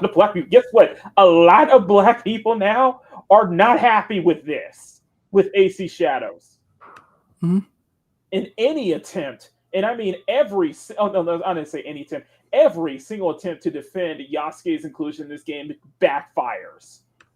Mhm. Every single time. In fact, Ubisoft continued to contradict themselves. When you look at the gameplay, when you look at a lot of the gameplay previews and such like this, you realize you put a lot of your focus on Naue. So what is the point of adding Yasuke in this game anyway? What is the actual point? Mm. I'm asking you, what is the actual point? Other than for ideological purposes, what is the actual point? And even more so, that Ubisoft loves to flip-flop on saying this is not based on historical accuracy, this is historically accurate. Which one is it? Which one is it? Pick one. Mhm. Is it And yes, historically accurate or is it not? yes, and yes, he is grumpy. What, me getting angry? No, playing Nikki. Yeah, I'm playing Infinity Nikki just for I've read too many various languages. Yeah, the point was BLM. Yeah, that's pretty much either it. A or it's not. Either it's historically accurate or it's not. What y'all should have done is, like what I said before, make Yasuke an NPC. Y'all had a history of making historical figures as NPC characters in your Assassin's Creed games. Why can't this one be any different? Mm-hmm. And I ask again, what is the point? Yep. Whew. Okay, let's continue. Oh, no, so we're going to continue a little on with this video right here. So. 地方議員も、そして何よりも国会議員たちは言っていく必要があるし、これは自民党の責任、保守政党、自民党としての矜持がここにあるのではないでしょうか。今日はそんな思いで、この動画をお伝えしたいと思います。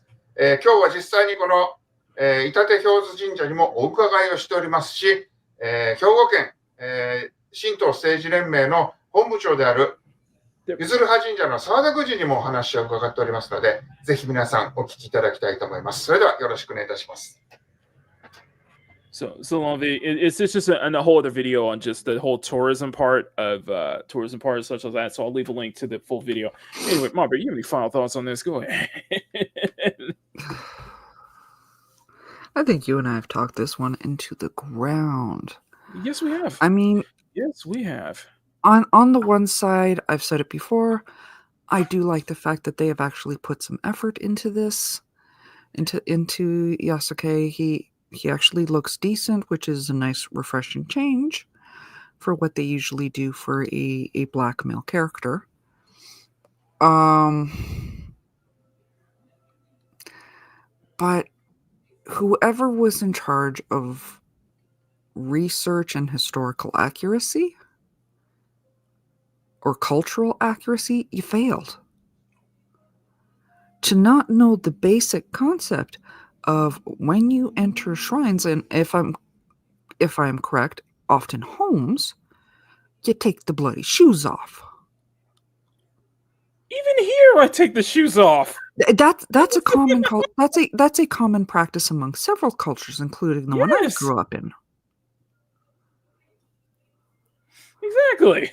I'm always baffled watching American television. Everybody's walking around with shoes on. I mean,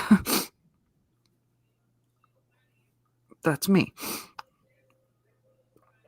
Exactly. Like, I don't get it. I really don't get it. Now. But temples are sacred. Mm-hmm. I mean, it's like the equivalent of them taking one of, and if this has happened in a previous Assassin's Creed game, by all means, correct me in the chat. But this would be the equivalent of them taking one of their characters in Assassin's Creed and completely demolishing and destroying a church. Mm-hmm. What am I tell you? What am I tell you? What? I got something. I got something else. I think I'm gonna cover more. We'll cover more of Mhm. we'll cover more AC Shadows once the Well, game releases this week. We like I will said, cover more. I know it's not just Asians that do that. I my dad's family, they have always been that way. We'll cover more this week. Now let's get into this let's get into this Unreal Engine thing. Now, first off, let's go and add this new outfit. By the way, let's get this new outfit real quick. And hang on. So we got to craft this littlest afternoon sunshine outfit. So it's a bug catching outfit, very cute. It's cute. Okay, Unreal Engine. A Mhm. lot of games use it now. A lot of games use it now. So Unreal Mhm. Engine has a lot of great uses of. And there has been this long-standing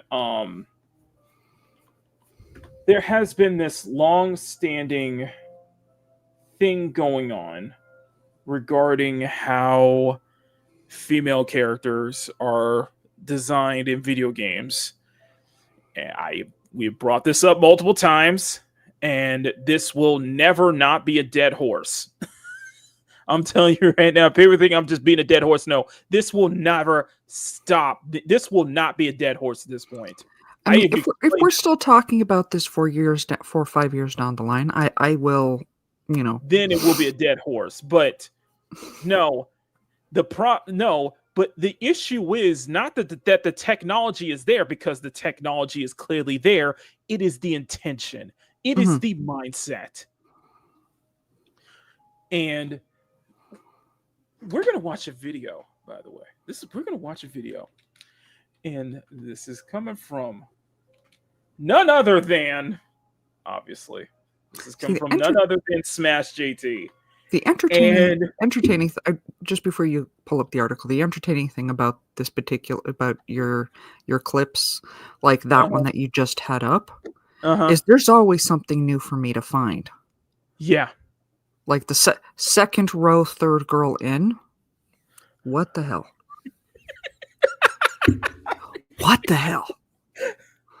And Deborah Wilson is like half of these pictures. So, like right beside the one that says pray.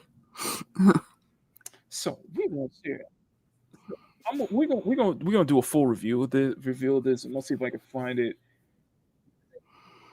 Mhm. Okay, so this is specifically, he was given this exclusive one, and I figured this is worth not only reacting to, but this is worth me speaking out about this. And I have the strangest feeling that I was that a lot of the people that we were, complaining, that a lot of us that were talking about this, that, we were being called gooners and coomers and perverts and just wanted fat material, basically. Mm-hmm. Right? The male gaze. Yeah. A lot of us complaining about this. Yeah, guess what? All of that was, guess what?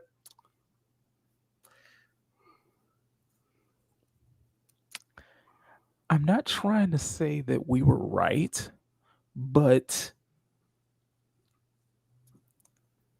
we did have a point. Mm-hmm. We did have a point. This is all from Kyle, by the way. We did have a point. I'll show you why. Mama Bear, are you ready? Absolutely. Now, this is a warning here. I want you will be terrified here. So this is a warning. Shield your eyes. Are you ready? Yeah. Ah!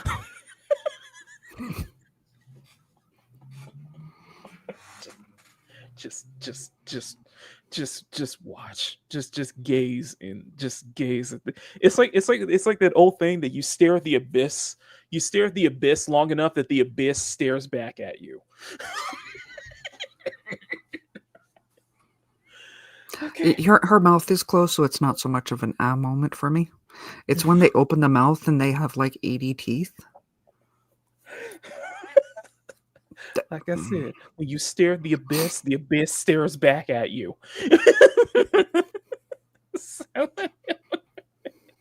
Grappling with an ongoing issue that many players have noticed, but until now, only few have actually understood. Why do so many female characters in modern gaming have this masculine facial structure, this jawline that looks like a dude, and everywhere you look, even in massive major AAA games, it seems to appear? What's the deal with that? Well, I got an anonymous message from somebody in the industry. Now, to be fair, that is a fair point. That is a fair point in that it is. What was that? Oh, okay. Huh. Okay, so we can pet bugs. Okay, that is a fair point. It is a fair point that is mostly we're seeing the biggest ones happen in AAA gaming, in the AAA department. I agree with that. Now, he better not be vetting that info. Now, let me be honest with you here. The whole thing, I want to get back to Aloy. I want to make some exceptions here. Now, have noticed, but I have argued that a lot of it just comes down to camera angles. In some camera angles, Aloy looks fine. In Horizon Forbidden West, the face is fine. It's just a lot of the ones that people show off to put their argument, I feel like it is very much the unflattering ones. But I see where they're pointing at. I guess I have a different opinion on that stance. Until now, only granted, this image on the right is very unflattering. Have actually understood. Why do so many female characters in modern gaming have the Joanna Dark with the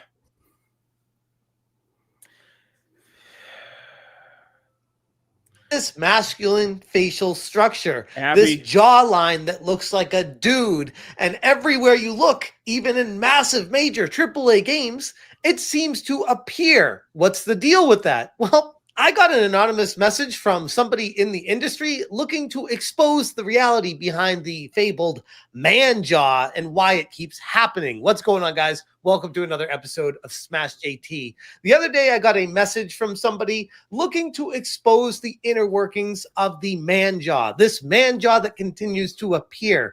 And while many people initially, including myself, were looking at the developers and saying, oh, these developers are woke and they're trying to inject some sort of androgynous looking person into these games and to see themselves, that's the real reason for it.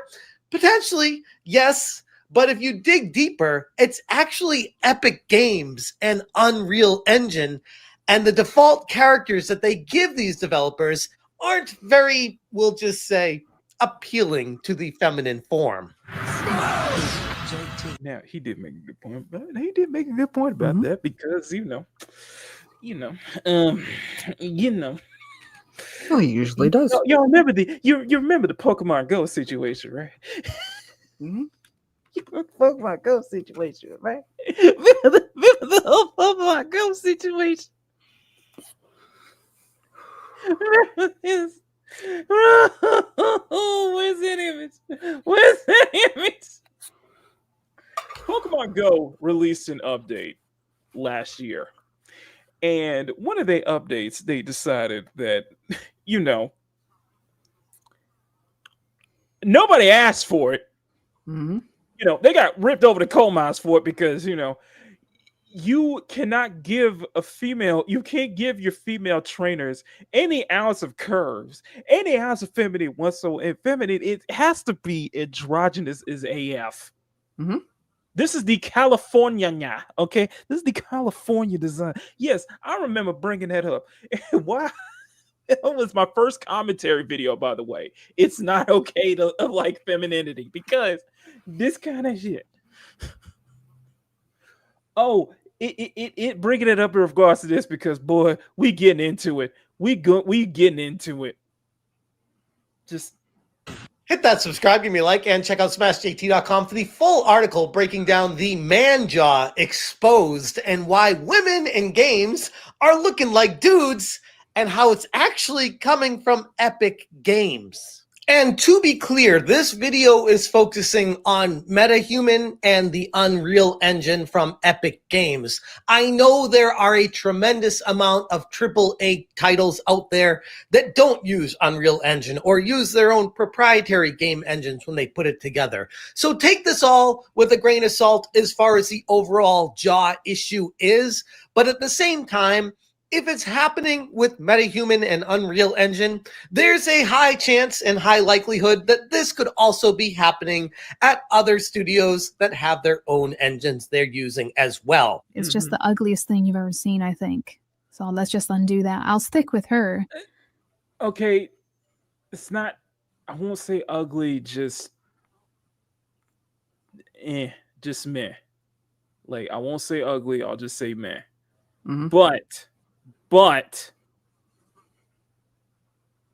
she will explain further. But this really shows you just how god awful some of these I don't know what you want to call it. It's like the ideology infested tool. This is it's I don't have any of these issues when I create a male character. I can create male characters all day and they look great, but it takes forever to make someone look like this. And this is what they want it to look like instead. Like, what the hell is this? This is disgusting. In a scathing expose, a video has been shared with me privately, and I have been given the okay to share this information publicly about a developer being very frustrated with how a tool generates female models by default. Models that, rather than appearing naturally feminine, instead start off looking like dudes. This developer, who asked me to remain anonymous, has also provided a video with proof of their findings and explained in full detail about Unreal's MetaHuman tool and how it is undeniably cutting edge when it comes to fidelity, with every pore, blemish, and skin reflection being rendered in stunning detail. But, and this is a very big but, as opposed to the models on the women that are anything but that, this comes at the cost of the base models being fundamentally unattractive and unappealing based off of what is given to these artists to begin with. I thought this was worth showing. This is the MetaHuman tool that Unreal Engine provides for creating realistic characters. And here's a woman I created recently, and I'm quite happy with her, but it's like there's a lot of detail, and I think the shape is really nice. Looks very very appealing. To get started, this is what they ended up trying to create. Basically, is basically what they tried to do. So this is the work that they tried to do, but we'll go further into detail. She doesn't look bad, and I am curious to see how the base version of this model looks. So. And feminine, but you have to try, very hard to get her to look like this. I had to do what's called the mesh to MetaHuman workflow, which is to import a custom mesh. You actually can't really create someone who looks like this from scratch using the characters they give you. They're actually a lot of them are actually quite ugly, I find. And so I have to use an alternate workflow to get in a different looking mesh to start with, and then I can sculpt it to the way I want it. The starting point for these female characters is unnaturally androgynous, and it takes a tremendous amount of effort on the wireframing of the face to contort it to look more like a woman. That right there is the problem with everything. It all requires extensive tweaking and significant efforts from the artists themselves just to achieve a traditionally feminine look. I can think of 3 different reasons why this is happening. 1, they're just straight. Okay, so yeah, in context, and let me bring this up here. And I've said this before. I'll say this now. You look at like Mecha Break, you look at their character customization, you notice how the default you have the very attractive female characters as kind of like the default, attractive male female characters. I will stand by this, and I will continue to stand by this. it should be hard to make a unattractive character in a video game than it is to make it, than not the other way around. It should take more effort to make a character as an ugly character, to make an ugly character. Basically, I feel like that should take a lot more effort, and I always feel that a character can be, at least, it doesn't have to be too attractive, but they can be slightly to moderately attractive as a default preset. You get what I'm saying here? You guys kind of get what I'm going at? Oh, yeah.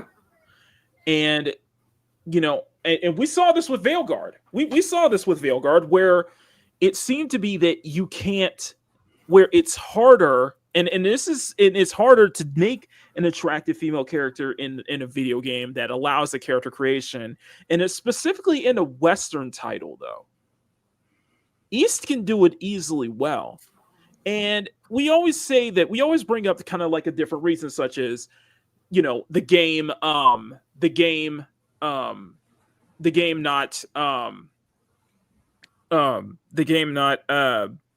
what was I going to say, such as it being deliberate, being the limits of the engine, maybe a skill issue, or just in a way ideologically driven.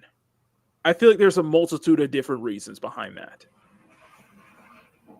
So listening to this so far, we're going to get further into this video. I feel like it just kind of I feel like it really does kind of confirm what I guess basically what a lot I've been talking about lately. You have any thoughts, Mom Bear, before I hit play? Nope, go ahead. And by the way, we got 20 people in the chat, guys. So speaking of attractiveness, can y'all do me a favor? Just saying, smack it, make it jiggle. Smack the like button, make it jiggle. By the way, thank you all so much, and of course, massive. Of course, I gotta salute. I gotta salute my members here. I gotta salute the CSF Nation. You guys gotta get a salute here. It's an attractive female for it. I gotta salute CSF Nation for it. Okay, so let's continue. Straight up lazy developers, or two, they're just untalented and don't know how to do it and work it to make it look more feminine, so they just stick with the default option. Or three, the artist themselves is straight up androgynous themselves and they want to see themselves in the game that they're making. But typically what's transpiring here for this Manjaw is one of those three things is happening, which is why it continues to perpetuate itself in all of gaming. And so I have to use an alternate workflow to get in a different looking mesh to start with, and then I can sculpt it to the way I want it.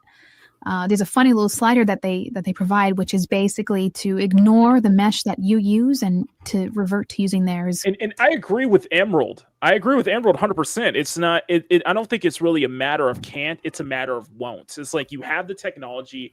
You clearly have the technology. You have the wherewithal. You have the graphical issue to make. To really make these beautiful worlds and such like that, you clearly have the talent for it. It's just that you refuse to. I totally get that. Yep. Oh, by the way, hang on. Let me just share something cute right where I was great. Wait. Trying to capture a bee. There you go. There you go. Catching a cute bee. There you go. Sorry. Anyway, continue. I'm sorry. Should we continue, or can I stop playing? Yes, you can stop playing now. Okay. Are you have I filled your cold, or have I made you satisfied? Yes, it's fine. Okay. And it just shows you the total anti woman bias that's in tools like this, and that explains a lot. Like why is it that women look so ugly? And so like right now it's set to 1, which is using my mesh, and if I set it to 0 and using theirs, this is what they want to do. And as you see in the video, one of the most striking features of this is the jawline and the facial structure of MetaHuman's female models. The prominence of the jawline, high forehead. And by the way, this is after This is the after the work. This is basically the after effect. They had to put in that work, basically. So just trying to clear that up. So this is the after. And heavy set features read far more masculine when you're watching it. These features just aren't minor quirks. They require a considerable amount of work from the game artist to reshape it into something that would finally actually resemble what we would consider a woman. This is, according to my source, a very likely reason as to why we're seeing more and more female characters in AAA games come packed in with the now more infamous man jaw look, because the starting templates already lean heavily masculine to begin with. And regardless of the reason why the developer doesn't change it, the end result is it still happens. The problems don't stop at the face. Metahuman's approach to the female body is equally strange, and honestly even more extreme for the worse. As my source pointed out, the default models lack any kind of actual curvature, flat chests, non-existent hips, and unnaturally compressed proportions. Now, when you look at a game more extreme, Can we go for back? the worse, Can we rewind it back real the quick? default models lack any kind of actual curvature, flat chests, non-existent hips, and Mhm. My bear, but please look at the screen. I want everybody to look at the screen. What can you describe me here? What you're looking at right now? The human ruler. I'm sorry. Wait, I'm sorry. Like this is supposed to be the default for Unreal Engine. This is the default. You know, Kyle brought this up. And you know what? I used to, you guys know me. I used to play Fortnite. I used to play Fortnite. They used to call me moniker Black Daddy Fortnite for a time. And they do amazing stuff in Fortnite. I ain't gonna lie. They do amazing stuff in Fortnite. Absolutely amazing stuff. Like you see the dance emotes they do, and it's like one for one recreation. However, because they want to use the excuse of Fortnite being a kid's game, they can't go further. They can't go further with some of the body stuff like that. I don't think we'll ever get a skin equivalent to like Chun-Li or like Cammy in Fortnite. I don't think we'll ever get like a Penny, like a bigger body equates to Penny. If you saw how Penny looked before Battle Royale, I don't think we're gonna ever get that anymore. And I don't even think that it's the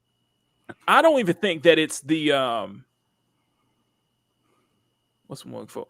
I think this is deliberate. You can't even use an excuse of it being a kid's game anymore. I just can't see that. Yep. And the thing is that, or an Elastigirl, I agree. And the thing is that they use a lot of dance emotes, and they make the dance emotes feel more androgynous, I guess you could say. Mm-hmm. Like any amount of femininity, especially when it comes to the dance emotes and such like that, all that is taken out. So it's just like it feels like one body just doing the same dance over and over again. Yep. The same dance. And it's like there's no like distinction. It feels like there's like an elimination of that distinction. You know what I mean? And I think what I'm seeing here is that it's a freaking skin. It's a freaking skin suit. It's a freaking skin. You know, it's the way I see it is that it's just one skin. There's no distinction between male or female in something like that's what I get out of Fortnite. It's like it's trying so hard to be very safe, very not edgy, not willing to go that extra mile. And I said the same thing with Hoyoverse. Despite the fact that I love a lot of the designs in Zenless, I do feel that there are some characters that they could go much further. I think they could go much further and still fit within the confines. And by the way, you can't really use that it's the limitations of the engine, because Do you guys know what game I'm playing right now? Nope. Do you guys know what game I'm playing? Y'all know what? If you guys look on the top left corner, look at the top corner of my screen. Do you guys know what game I'm playing right now?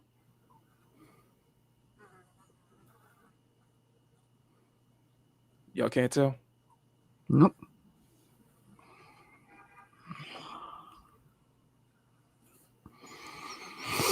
Maybe the chat can. Yeah. Stellar Blade. Yeah. And guess what? Stellar Blade was made on Unreal Engine 4. A previous generation. Previous gen engine. And they made this. This is on Unreal Engine 4, by the way.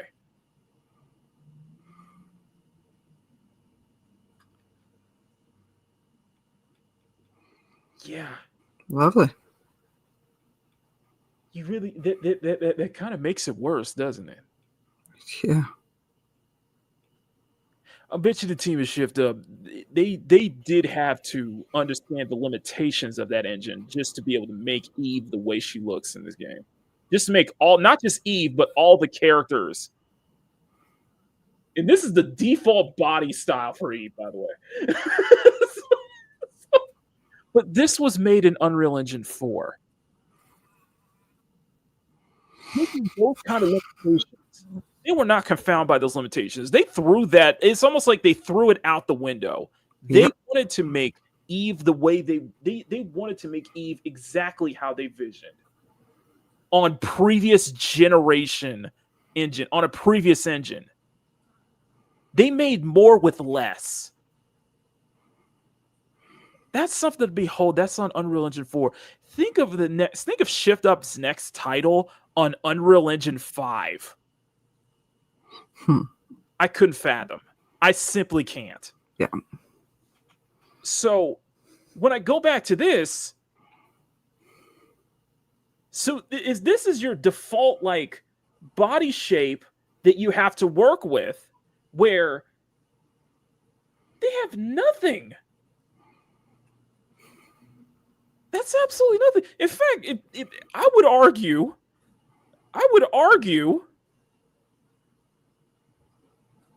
that it is just as bad as Veilguard, if not even worse. Yep. That's the default? And you wonder why animators have to, and then you wonder why it's like, okay, maybe it's the limitations of and maybe it's the limitation of the engine, but if that's the default that you have to work with, it's like, okay, so are we not allowed to accentuate the cup sizes a little further? Are we not allowed to like situate that? It doesn't have to be big. Look, okay, y'all go. See, y'all going. Y'all just about to take what I said out of context. Listen, you should be able to make the characters you want. Make the characters you want with that engine. You shouldn't feel pigeonholed. I'm serious. You shouldn't feel pigeonholed to that too. No, I believe you. Because I could guarantee you a lot of characters, I can guarantee you a lot of players would be totally fine if this body style, if it was just like a C. If it was just like a C. If they just increase it just by a slight. You know what I mean? Yep. I'm not asking for much. I'm serious when I say that. Like, because you give us here, I'm showing you side profile. This is side profile of Eve in Unreal 4. Mm-hmm. In fact, you know what? Let me turn off. This is the default. This is the skin suit. And if you do a comparison to both, the ass is accentuated. Yes, it's a bit more. The breast, yes, it looked like it went up at least a cup or two. It's also perkier. It's perkier. Yet it's very modest though. Mm-hmm. It never feels exaggerated. It's not exaggerated. It feels perfect if you think Yeah. about it. It's like this is perfect for me. Like you shouldn't. The point I'm saying is that do I want every single model to be like that? No. But what I want is for developers to not feel pigeonholed to their pigeonholed to the limitation of their engine, or even have it to be pigeonholed because of industry pressure, because this is not cool, this is not okay. Like if a developer, especially if a AAA Western developer wants to make a female character with a body like Eve, they should be able to do it. They should be allowed to. That's what I get. It feels like you're not allowed to have this. For the longest time, you're not allowed to have something like this. I'm gonna shout out one person in the chat before we move on. I want to shout out one specific person. He better be in the chat.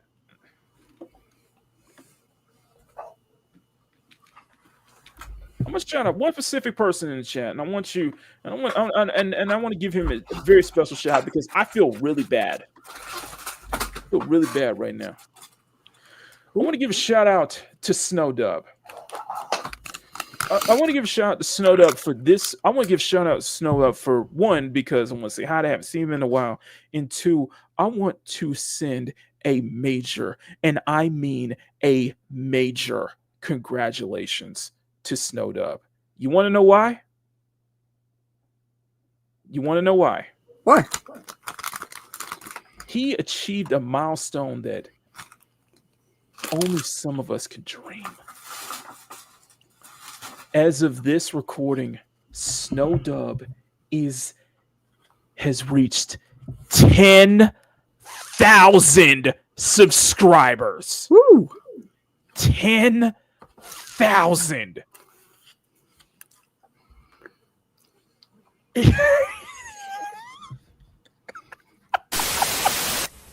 What? Oh my God! Holy shit. I couldn't believe my eyes. He hit 10,000 subscribers, man. And he blew up incredibly. He blew up so huge. So Snow, I feel so bad for not super chatting or anything, but congratulations, brother. I mean that. You deserved it so much, man. Congratulations for 10K. And I'm hoping you get another 10K this year. And of course, I also gotta congratulate. I have to congratulate Dante for breaking 7K, which I did not realize he did. That is a milestone. That is. I feel bad because I've been watching Dante's videos, and I never checked his he's at subscriber 7K. count. He's at 7K. But yeah, definitely congratulations to Snowdub on the 10K. Dante, absolutely 7.5. congratulations. 7.5K. 7.5. I am addicted to this man's videos. Absolutely. Thank you. And congratulations to both. No, I feel bad. Like I said, Snow, I feel bad. So for this, I just wanted to shout you out real quick. And also, I want to make a point on what I'm trying to say here, okay? Mm-hmm. Let me see. CSF Nation. I got to make this a little quick. Super chat. I'm going to play a special clip just for Snowdub. And I was going to save this for the first super chat of the day, but I think it'd be worth it. So I think it'll just be worth it. All right. So here is a little, I grabbed this little clip as, I was doing some, I was playing some Zenless like last week or so. And I was doing the main story. I'm on chapter 2. I just finished Undercover. By the way, Riot Kitty, if you're watching, I just finished Undercover R&B. So, which was that was really fun to do. But as I was playing through the chapter, I caught this and I turned it into a super chat. So, just for you, Snow, here's a little walking.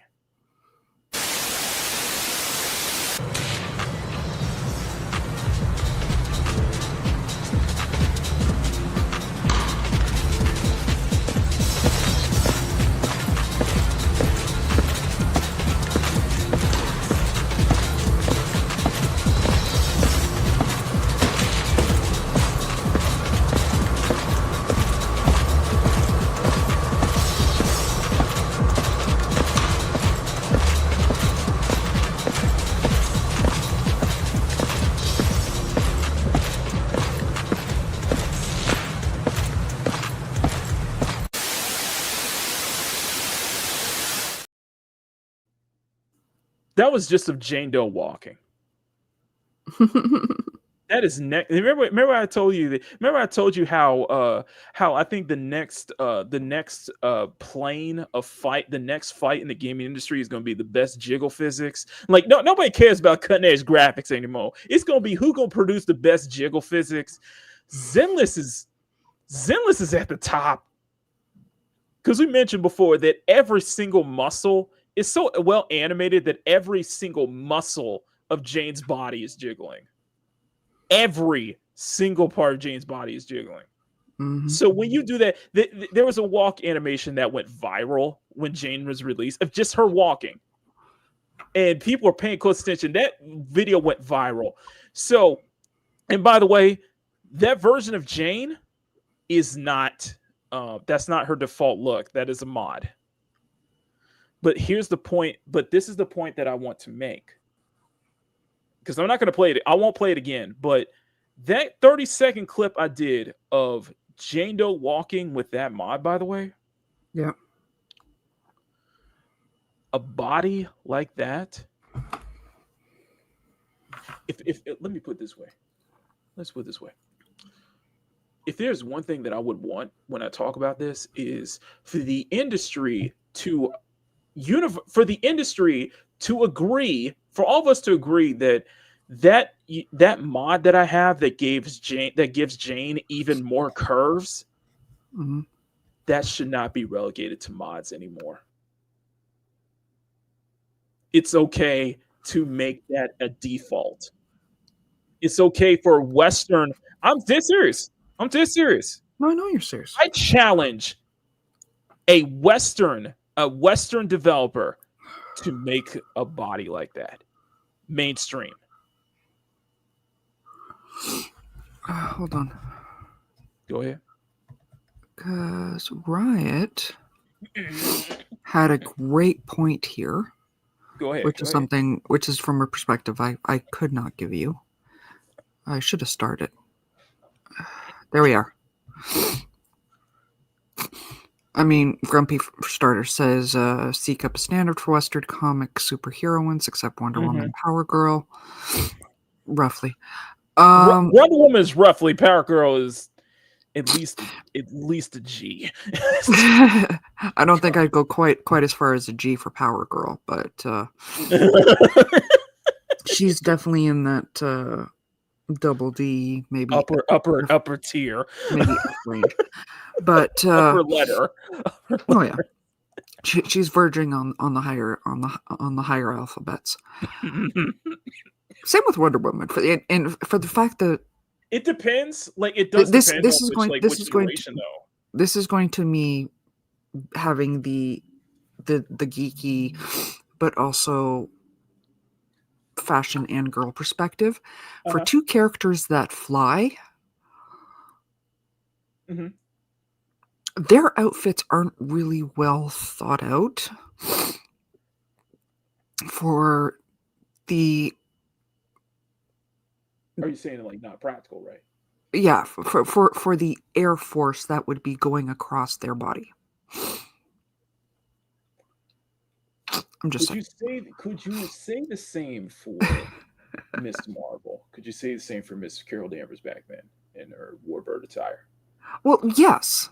Her outfit is definitely more aerodynamically sound, but in the case of both Wonder Woman wearing a strapless top and Power Girl having that boob window, both of those would cause drag, and eventually, in the case of Wonder Woman, that would probably in real life make the top go south. Yes. That's the fashion side of me. I'm sorry. And that's probably the practical side too. That too. But right here, that was completely a sidetrack. My bad. Right here actually raises an excellent point when it comes to this particular picture of that body looks like abs. I think she means pectorals, not boobs. I'm an A cup and I'm bigger than that. Yeah. That was those definitely look more like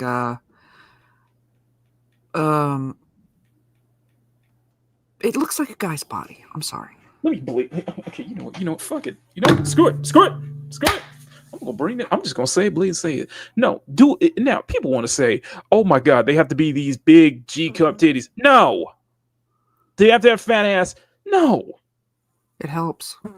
It helps, but come on now. This is the alternative here. Yes, wardrobe. You really think that this is a feminine body here? Come on now. I know they're covered by their powers and all of that. It's the practical side of me. I can't help it. No. I'm done this practicality side. This is what the industry. Let me tell you something here. I'm gonna tell y'all right now. This is what the industry has been pushing this entire time. This is what the industry has been wanting. This is what the industry. Everybody's been on eggshells because of this shit like this. Because we can't be allowed, because female characters can't be allowed to be feminine, basically. You can't allow it to have any form of feminine feature whatsoever. You want to make all this shit, everything has to look androgynous. Everything's got to look androgynous. Everything's got to look like, why give them masculine features? If you ain't going to give them this, at least give them something that makes them, if they're a female, then maybe they should start having more feminine looking traits, such as maybe a curvy. Maybe it doesn't have to be incredibly curvy. It just can be slightly. Something that's enough to tell that at least this is a female. Because what I'm looking at here is barely qualifies as that. Yeah. You can come after me all you want to. Because I can tell you now that if this is the basic rigging, they think that every even female players want this. I doubt that. It's strongly. You're doing a disservice here, and you're just being dishonest at this point. Yeah. And the fact that this is Epic and the Unreal Engine, and this is supposed to be the default body type for women, when you can make a barely masculine, you can make a male character that is ripped to the nines, cut to the nines, built like Dante, built like Venom, that's totally fine. But when it comes to the female character side, we can't have that. You're not allowed. It's not that we can't have that. It's that you're not allowed to. Developers are not allowed to. For ideological reasons, you got people who care so much about their own self-inserts, putting their own self-inserts in their characters instead of actually making decent characters. Mm. I showed that Neil Druckmann clip last week for a reason. Because that is exactly the mindset that I'm seeing when it comes to Intergalactic. Mm-hmm. That's what I see. Okay, you can argue me day and night, but that's the mindset I see from Druckmann. That's why I showed that freaking clip. And that same mindset, that was very much perforated by the likes of Anita Sarkeesian back in the day. That mindset that I have a problem with. Mm-hmm. That mindset. You can call us gooners, whatever, but you know what? This should be okay. This should be okay. And again, this should be fine. You should not be does deeming not it. necessarily need to be that big of a cup It size. doesn't need to. No, it doesn't. What I'm saying is, let them make the female characters they want. If they want to make a character like me, then make it. Don't pigeonhole them. Don't push them around for it. Mhm. The freedom. Let developers have that freedom to make that for female characters. If they think making a masculine male character is fine, but apparently we can't have that same freedom. We can't have that same vision. We can't have that same ideals. We can't have that same mindset. Why are you thinking I highlight this whole? Why do you think I highlight this one right here? This right here. Can you close that? Can you close that comment, please? Why do you think I had this right here? Not a fan of these designs, by the way. Especially characters like Luna Snow, who are very male gazy. Oh no, a female looking feminine. This freaking mindset. And you know what? That's actually the thing I would actually challenge people. Every time you see somebody doing the whole male gazy thing, just correct them saying they look feminine. Okay? This is whole whatever. Because that's really what it reason, means. This mindset. This mindset. I mean, this mentality. because they're obviously not pointing out about how the Hulk is ripped to shreds, or Spider-Man is, because they are equally hyper stylized, and you know, you could say that those are female gazy, but no, they're not pointing that out. They're just upset that this character looks feminine. Y'all got upset over this. Y'all got upset over this to the point where you had the freaking head of IGN France saying, this is made by clearly somebody who's never seen a real woman, despite the fact that his wife is a part of the art team on it. Mm-hmm. The fact that you had the editor-in-chief of IGN France saying that Eve, this body type, is making women cause self-harm, wanting to end their own lives. I am not joking when I said that. Believe you. That is a real statement. The editor-in-chief of IGN France actually said that. I believe you. Oh, I showed it to Mom Bear. I remember I showed it to you last year. I'd wear some of these outfits. This mindset.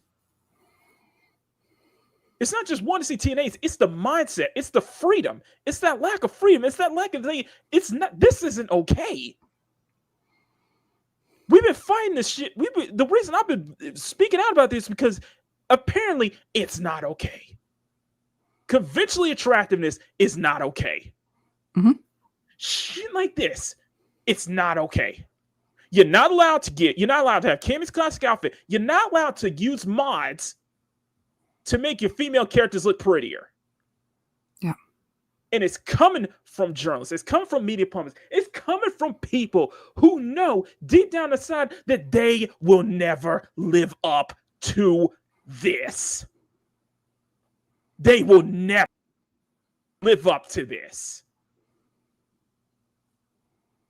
It is coming from that exact same that mindset that I am fighting against. That mindset that I vehemently will call out until my dying breath. Come from people who will never amount to this. And you look me dead in the eye and tell me who's really insecure. Look at me dead in the eye and tell me who's the real incel around here. Look at me dead in the freaking eye. When a lot of people who've been pushing for fan service just wants to see attractive female characters. Just wants to see that same amount of attention that you give to masculine characters should be the same for feminine characters. Yep. That should be totally fine. And I'll do you one further. Give us an attractive black female character for once. Not a grocery store auntie.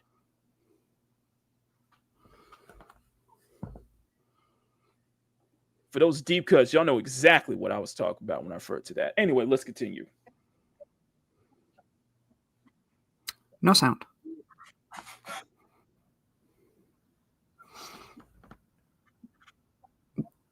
hold on. Okay, 2 go ahead. You points. want? Yeah, I'm gonna rewind. I'll rewind. Thank you. 1, no sound. Oh, I'm sorry. Go ahead. I'm sorry. I love you.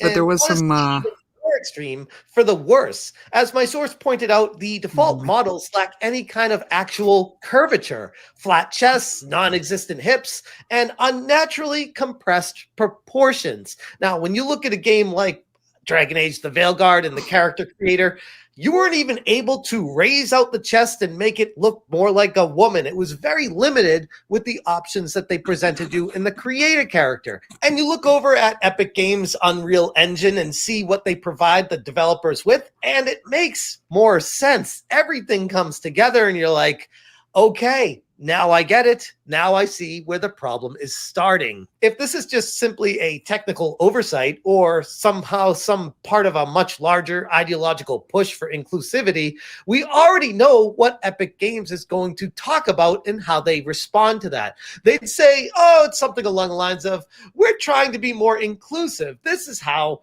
real people look in real life. That's why we made the models look generic and androgynous, because sure, when you go to Walmart, that's probably what you'll see there. So we make games that look like the people in Walmart. Why wouldn't we?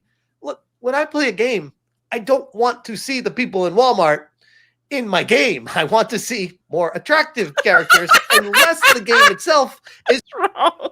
Sorry. I'm sorry. That's wrong. That's wrong. Especially wrong for that. That's wrong. trying to put itself in a Walmart. And if I'm going to be playing Walmart Simulator, I'm going to start questioning my life's choices. There's a good reason why artists in animation, comics, and gaming stylize characters to emphasize certain features, whether it's sharper jawlines for heroic male leads or softer, more delicate facial features for feminine characters. We play games for escapism, not whatever the hell this program is defaulting to. And this developer themselves is a woman who is fed up with the woman looking like men in games. It's not just dudes that are frustrated with this. It's literally anybody that doesn't look androgynous or want to push an ideology on people. Anyone who's normal, looking at the situation for what it is realistic to say, yeah, that jawline looks like a dude. If realism was truly the goal with all of this, why do all the male characters still retain their broad shoulders, strong chins, and well-defined muscles? Why does inclusivity always seem to disproportionately affect female character designs? Do we even need a tinfoil hat on at this point when we're looking at this stuff to realize that the agenda that's being pushed is pretty obvious? The issue here, at least from my perspective, and I'm gonna bring this up. I want to bring this extra thing up. The reason, and in that sense, I completely understand. And Mabe has said this multiple times. She has a thing against games. She has a thing against games that are hyper realistic in their graphics, hyper realism, because it's too much of, as you said, uncanny valley. Yep.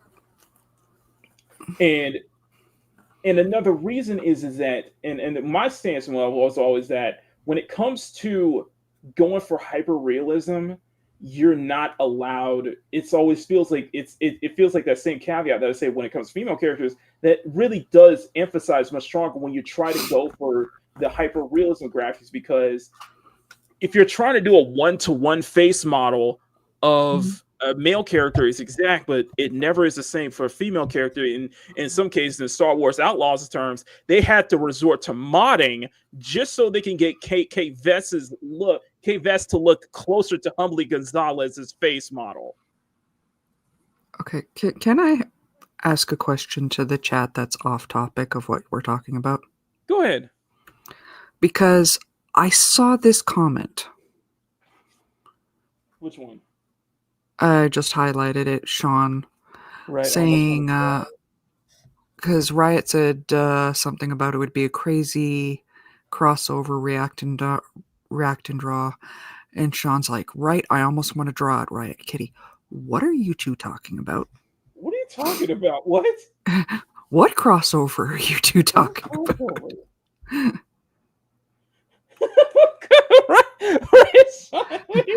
Inquiring minds want to know. Yeah, inquiring minds do want to know. I'm very curious. We're just curious. We're just a little confused. Okay, we're just like, wait, what do you mean by that? I've been confused for about 10 minutes now. What do you mean by that?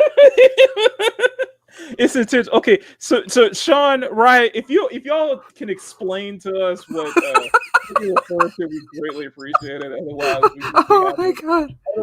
otherwise, Mom Bear is just gonna be Maki? me and Mom Bear are just gonna be having giant question marks on our Maki? faces when we look at the chat. Yes. He just answered.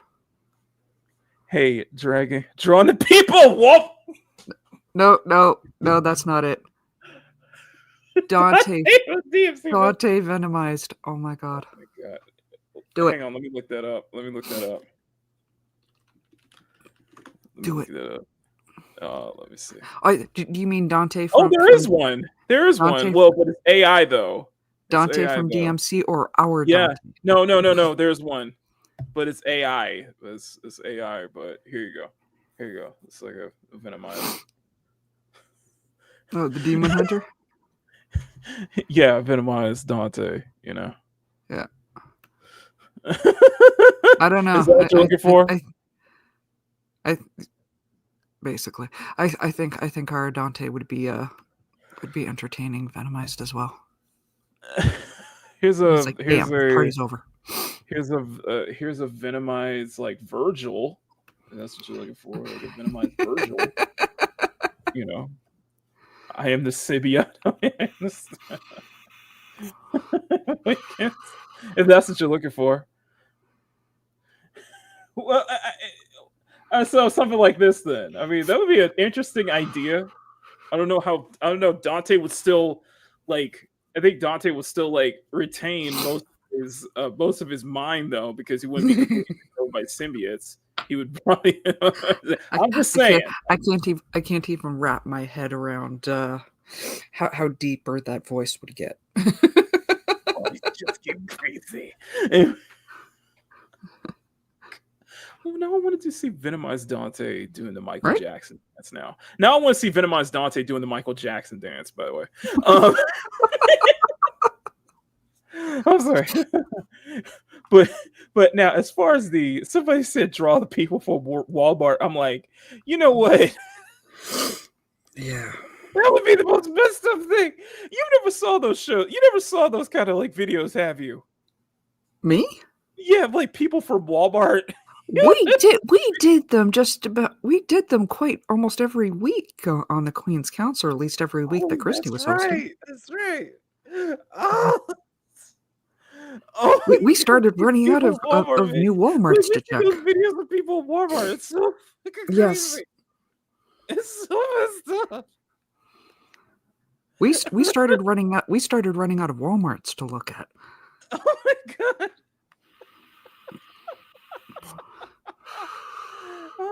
The website is still going. They haven't updated since August, but yeah, people at Walmart. Oh my god, I can't look at that. I remember Wes Moody doing that once in a while. Mm-hmm. Anyway, let's continue.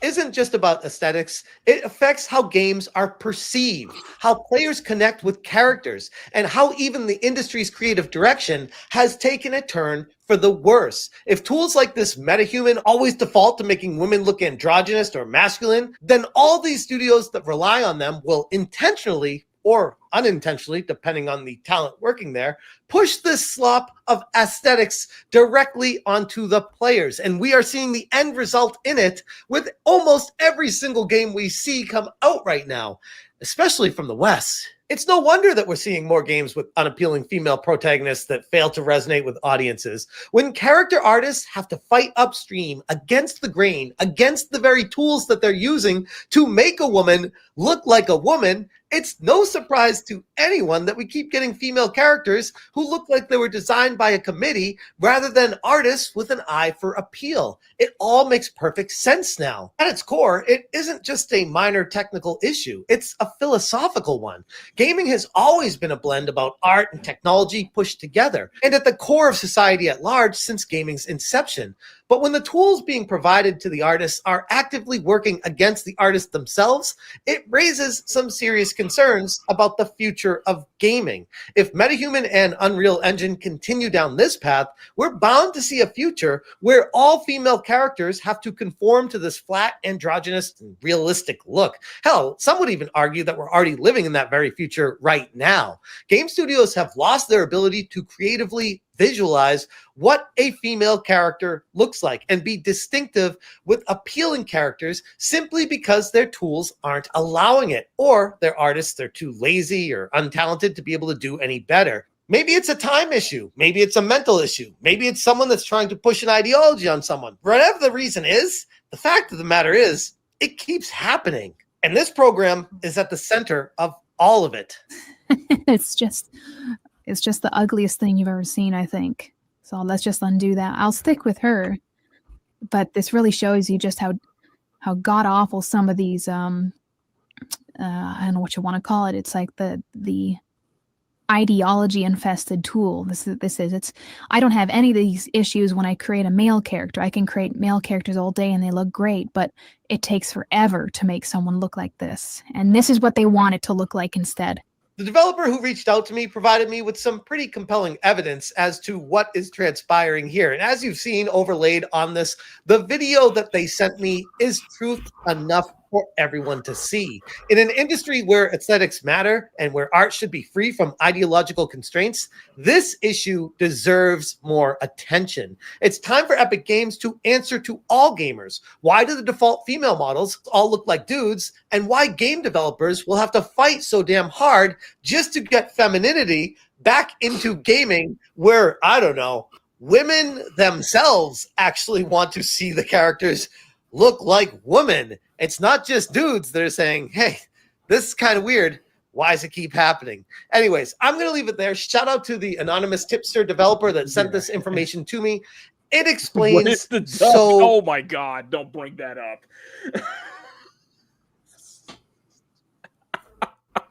Oh, that's a deep cut, bro. Jay, that's a deep cut on that one. So yeah, just listen. I feel like I'm right. I feel like I was correct.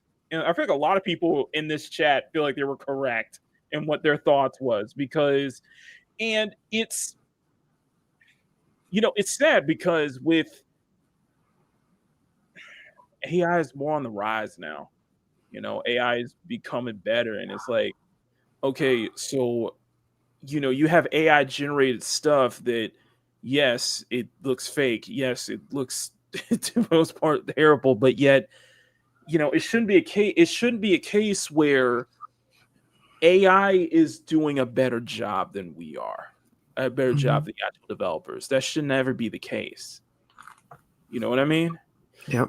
And the reason I'm going to bring this up again because Marvel Rivals is kicking everybody's ass. Let's be honest here. Marvel Rivals is kicking everybody's ass because they have fantastic it's a fun gameplay, it's addictive, and on top of that, you have very strong and appealing characters from all forms. Characters that have gone viral, that became popular in their own right. And one thing that you find interesting, and I'm not gonna say that this was the direct result of Marvel Rivals, but there might be some correlation here. And what I'm referring to, and I'm going to switch over to the and that was a video from Smash, so thank you, Smash. I'm referring to this. So one of Marvel Rivals is, well, I would argue that Marvel Rivals is like only competitor in this space is Overwatch 2.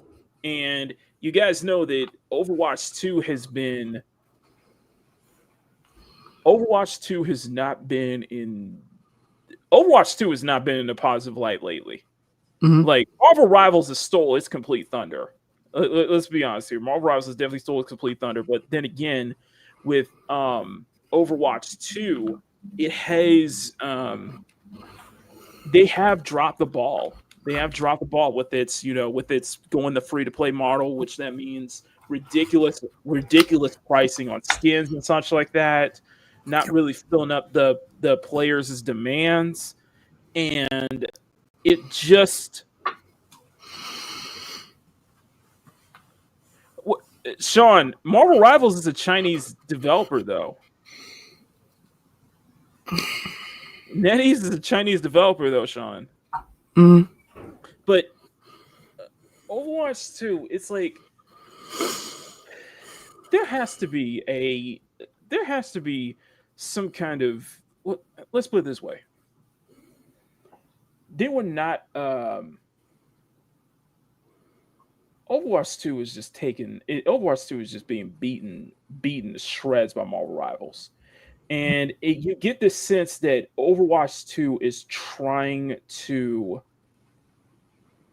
they're trying to gain some of that back. And although I don't think there's a correlation, I think this is just based on just how strong of a dev team, how much Blizzard has there's a side of the Overwatch team that is really big on K-pop and such like that they are bringing back the Les Seraphim skins, the Les Seraphim collaboration, and I'm going to show it to you guys here. We're going to play this trailer, and I'm going to ask you guys if you think that this is Overwatch trying to get some of that audience back from Marvel Rivals. So this is the trailer for Seraphim on Overwatch 2, and we might get copyright claim, but I can't lie, this is catchy.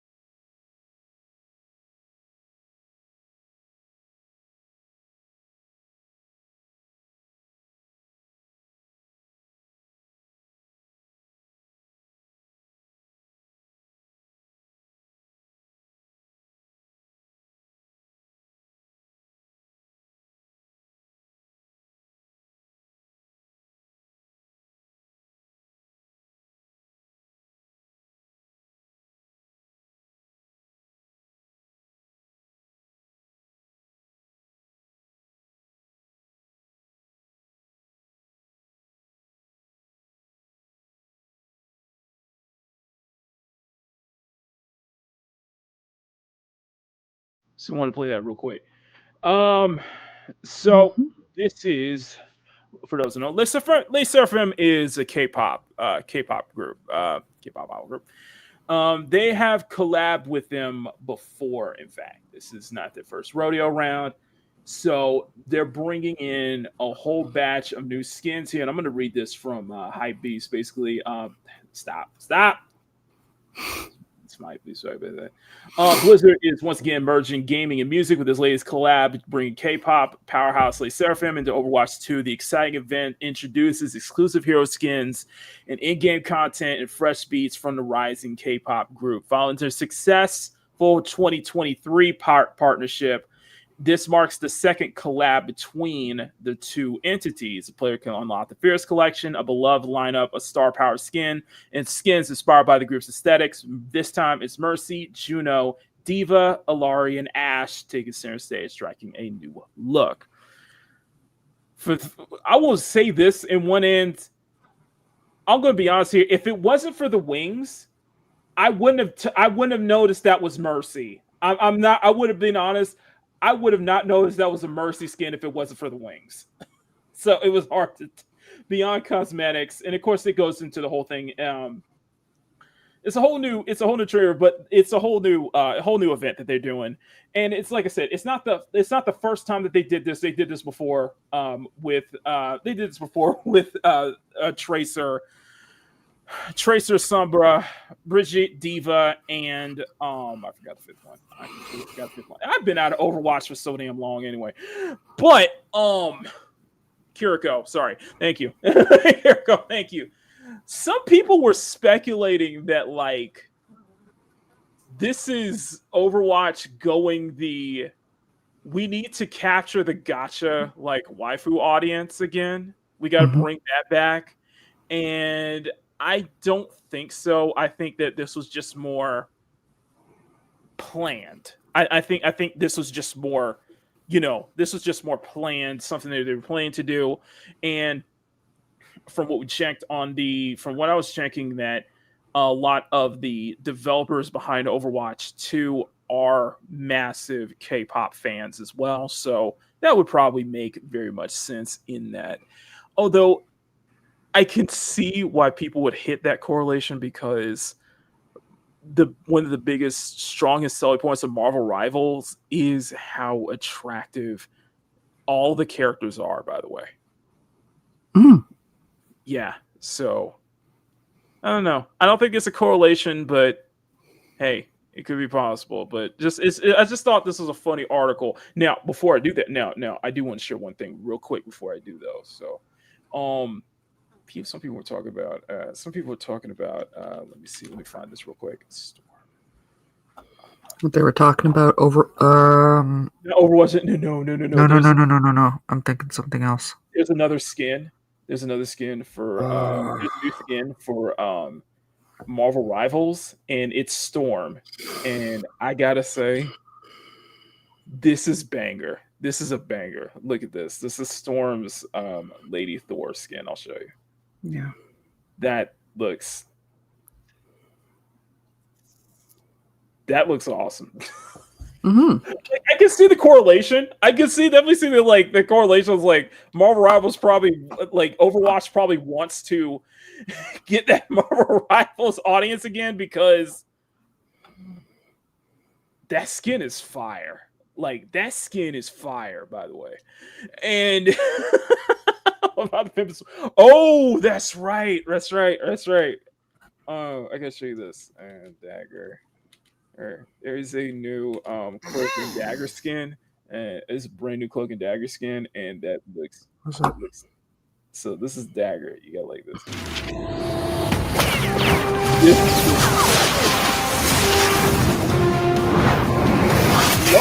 I love the look of cloak. Just embrace the light. Lights out. Living fear against the world.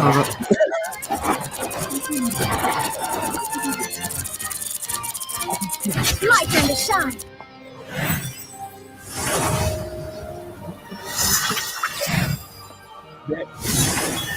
Okay, I gotta admit that looks cool. That looks cool. I gotta say that looks cool. Mm-hmm.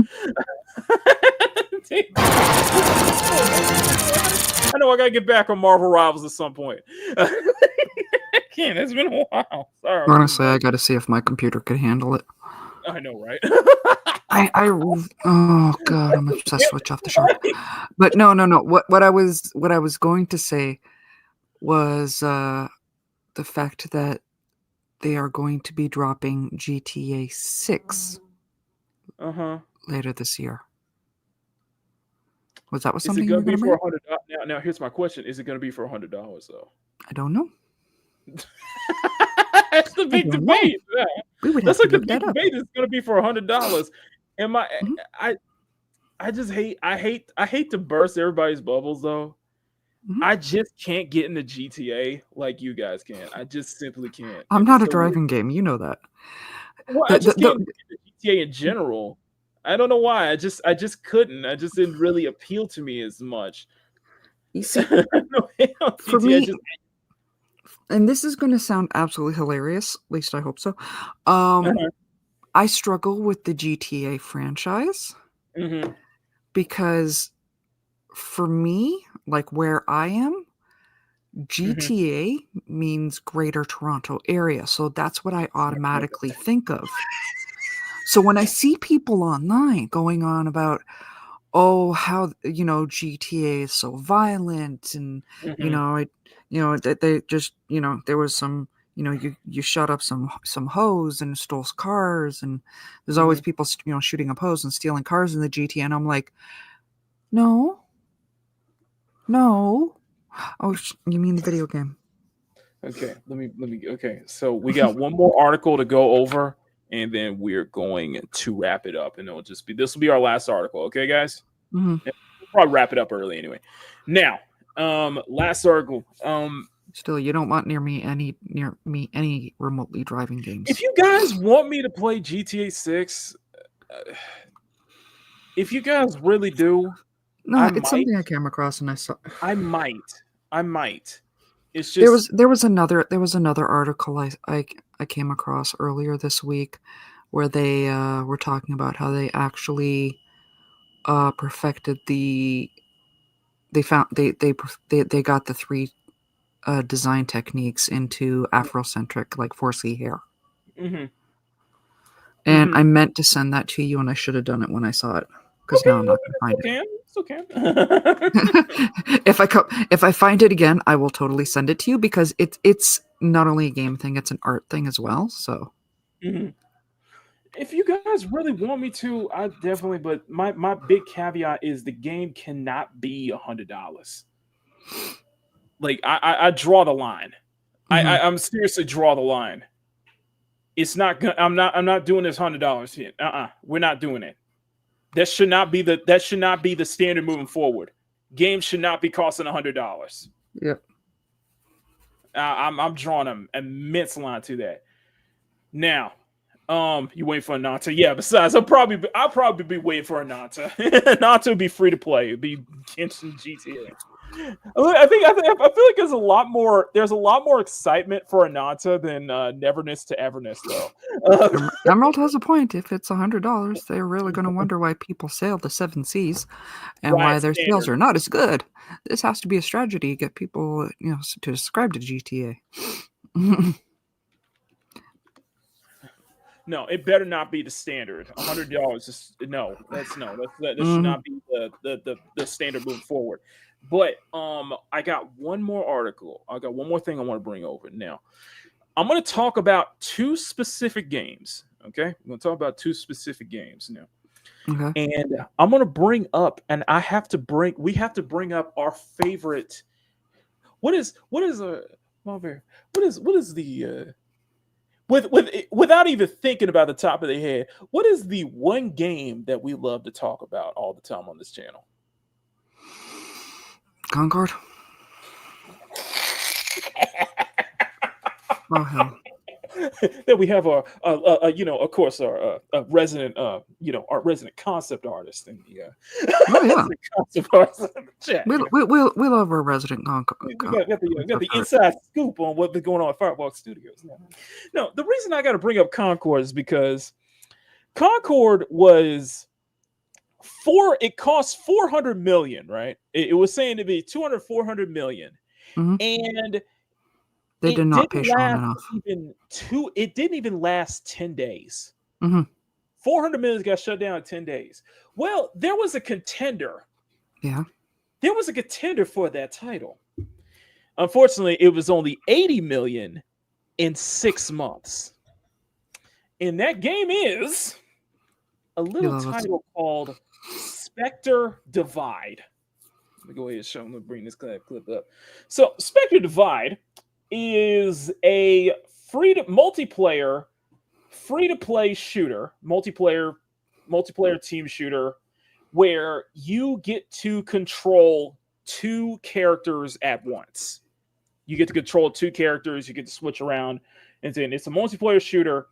And this game had a lot of support behind it. It was $80 million. First off, it cost $80 million to that was the budget was $80 million. Was the first, if I'm correct, this might have been the first title for this new studio.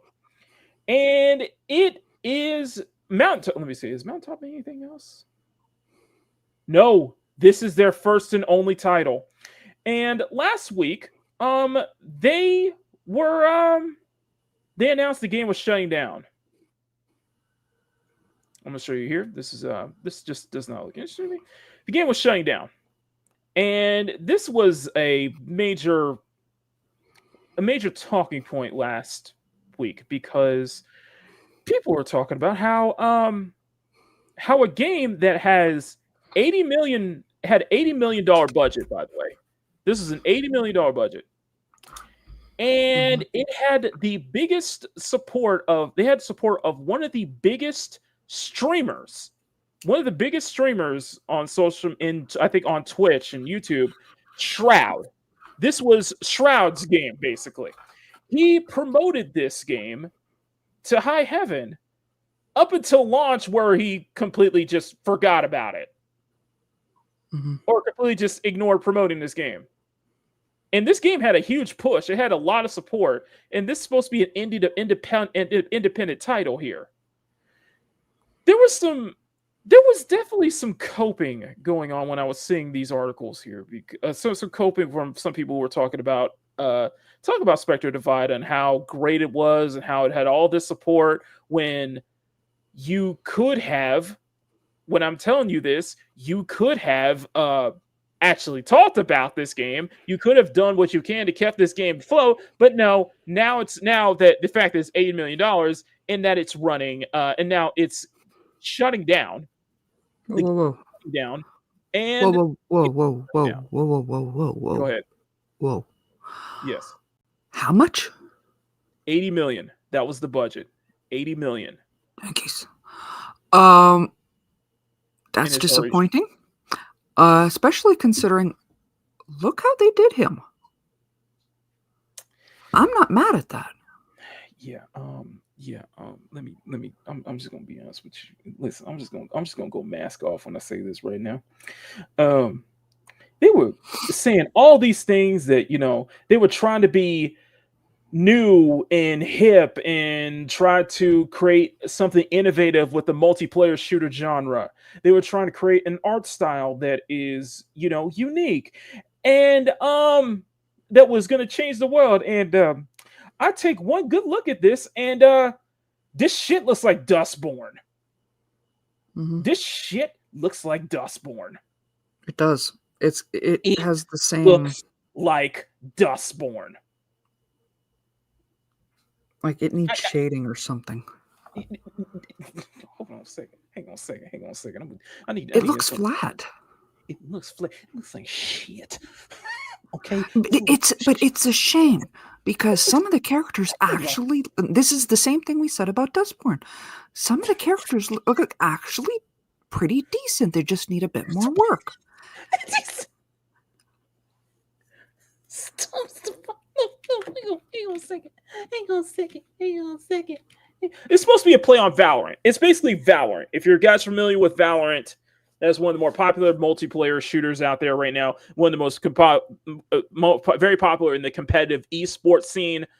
And it was definitely trying to be an esport, by the way. 80 million, and the game is shutting down despite the fact that you're still holding tournaments with 10K with a 10K prize pool, by the way. So nobody knows of this game. Nobody's heard of this game, and I just want to take you I just want to give you guys a quick look at the. I just want guys just give you a quick look before we get into it. Okay, you're gonna share that? Thank you.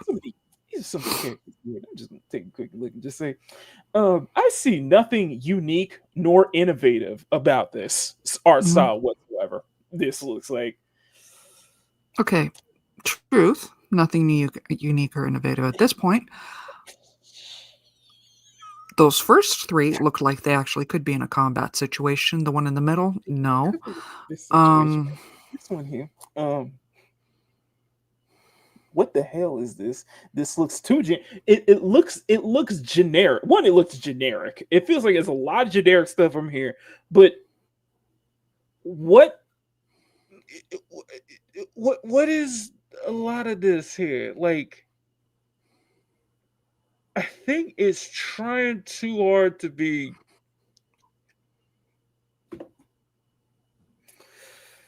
The cat one's kind of cute. I'm not gonna lie. That's a woman, by the way. The cat one's kind of cute, by the way. Yeah, it looks like the same kind of. I coined this on Kyle's stream. Generic Asian tryhard. Asian tryhard. Listen, look here. You ain't gonna sell your player base if you got characters looking like this. I'm just gonna be honest. I'm just gonna be honest. They look unfinished. Like, what the hell? it's like I've seen so many like multiplayer first person hero shooters that just look very generic, like very generic, like nothing that really stands out, pops out at you, like, and it just doesn't scream. It just ain't. It ain't there. It ain't there. I can Hold on, see go why. go back one. Oh, no. Yeah, the blonde one actually has some potential. A couple of these have potential if they put just a bit more work into it. A lot of these characters look unfinished. Okay, I'm gonna tell you, it's not just unfinished. I'm gonna tell you not just unfinished. I'm gonna also say this, and I say this here. This desperate. I figure they were showing this one trail with this chick with a mohawk, and I'm like, you are so desperate to create these like girl boss looking characters when that clearly is out of style.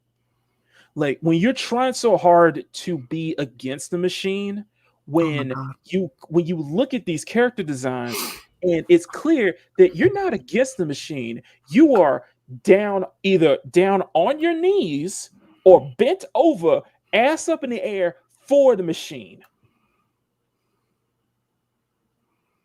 I'm serious when I say that.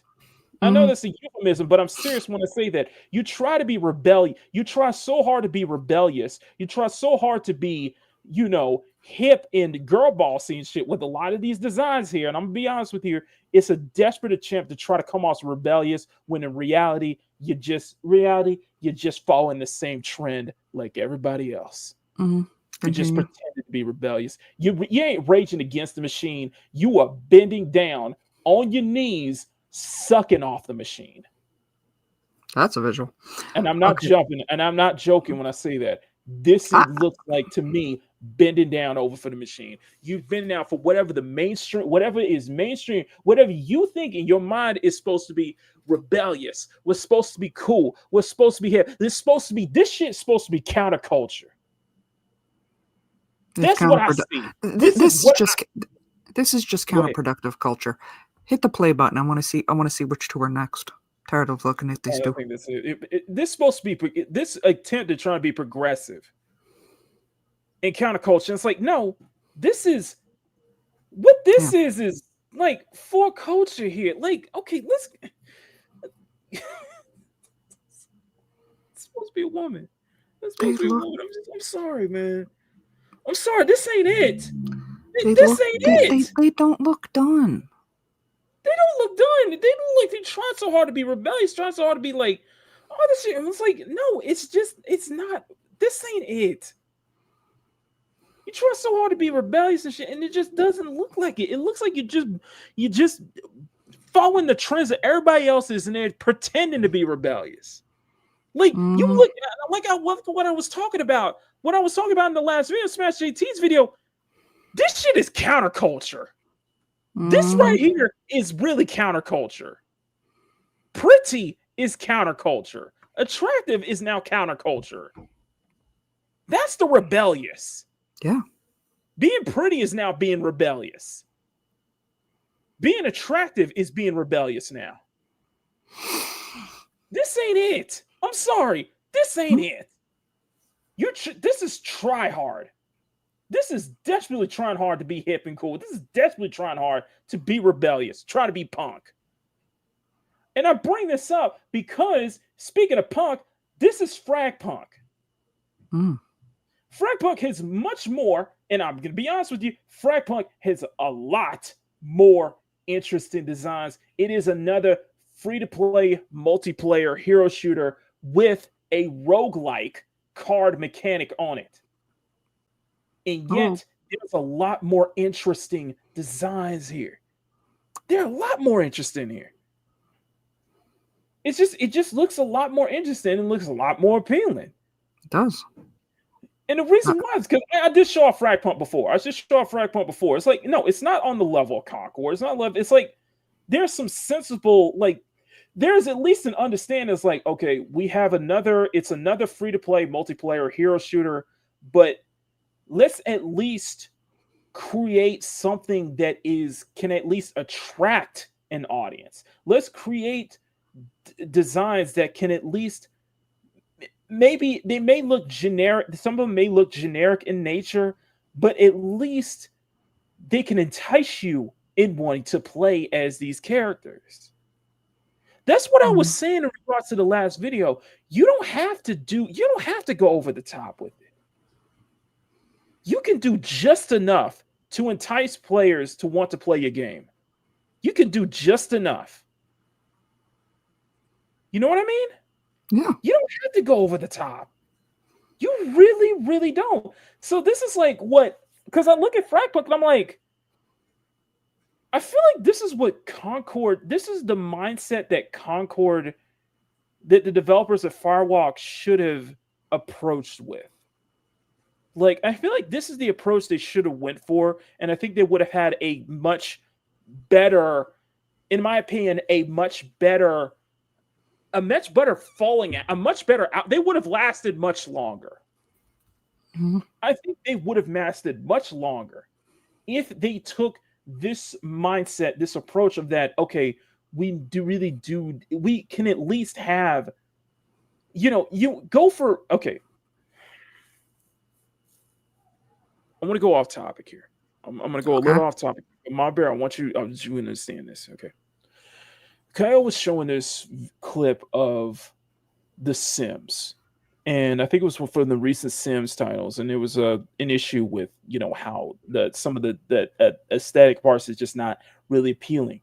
And someone in the LGBT, and the clip came from someone in the LGBTQ community, has said that for someone who is a part of that community, they understand diversity, but they want variety. And I see Fragpunk and I'm like, this is what I'm talking, and that's what I talk about. Less diversity and more variety, or less of a push for diversity. Let's push for variety. Because variety will have much more. There's much more, as it says, variety. Having more variety is something that will appeal to everyone. That's something that will grab everyone. Like, I look at this, I look at Fragpunk, I'm like, okay, there clearly is something for everyone. Yeah. There clearly is something for everyone. There's variety. There is definitely variety here. And now that I think of it, the more that I think of it, this is, pushing the D. I know we hate saying this, but DEI really does stifle creativity. It really does pigeonhole. And I mean that. I think when you push for diversity, equity, and inclusivity, you're just pigeonholing creativity, pigeonhole the intent to be creativity, pigeonholing, you're holding yourself back because it feels like it's done from an ideological purpose, not from actual creative diversity. So when I say about pushing this whole thing against anti-DEI, but you know what? I'm going to say from this point forward, go for variety. Go for variety. I will happily push for variety because I think there's a distinct difference between what a lot of people will construe as diversity and actual variety. And what I see here with Fragpunk is actual variety.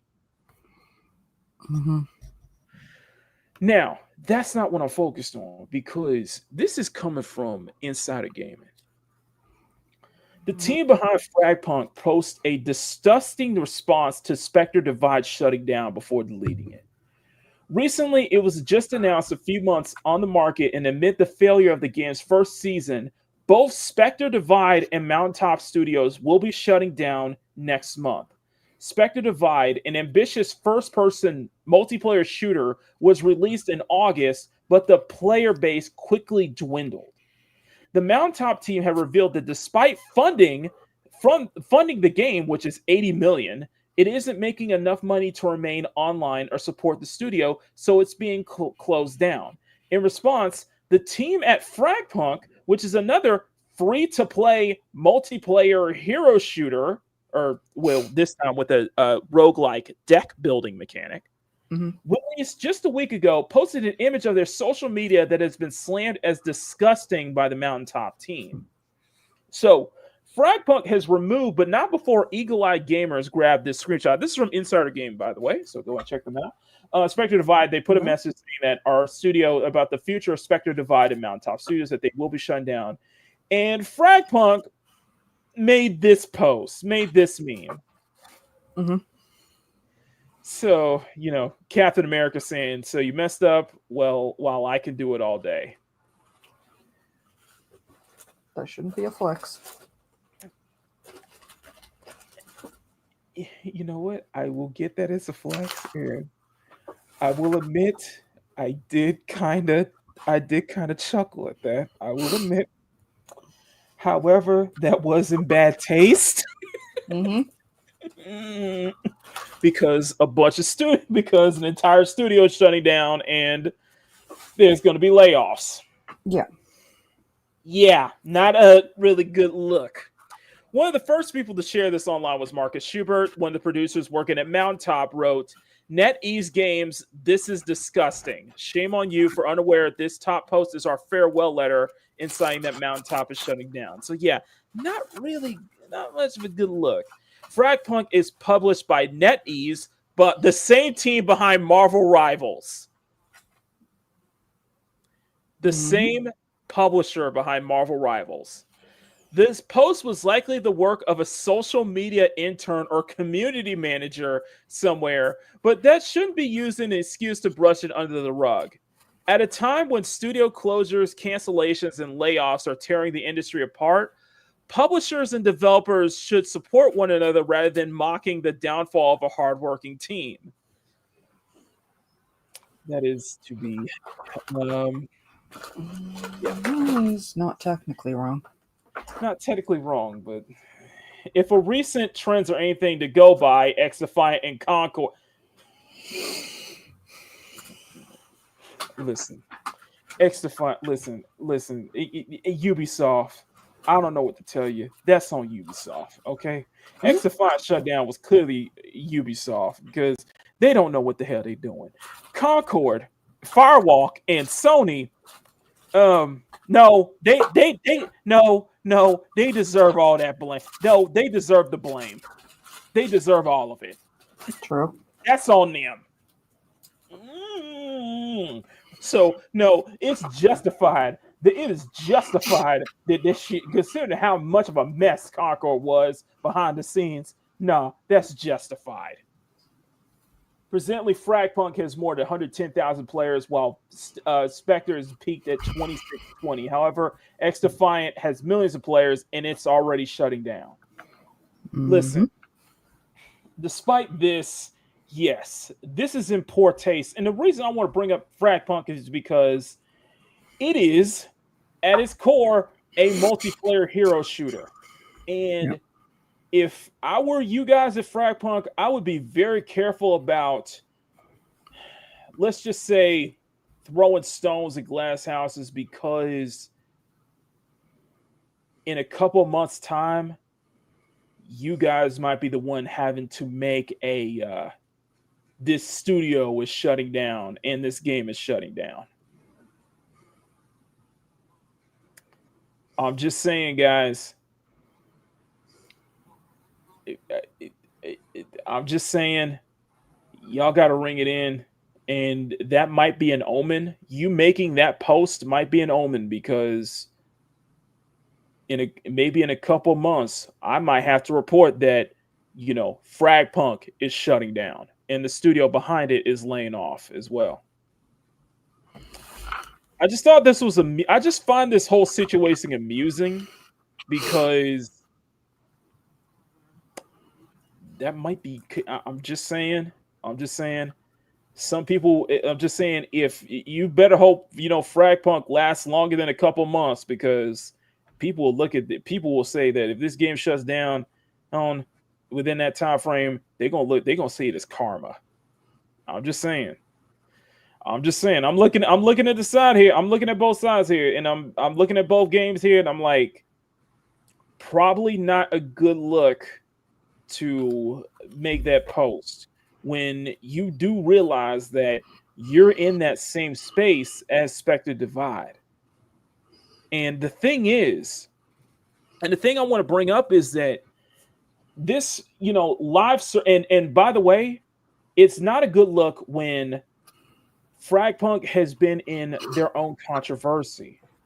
They're having a lot of controversy with how overpriced their cosmetics are, with the fact that in some of their promotional material they have been using AI.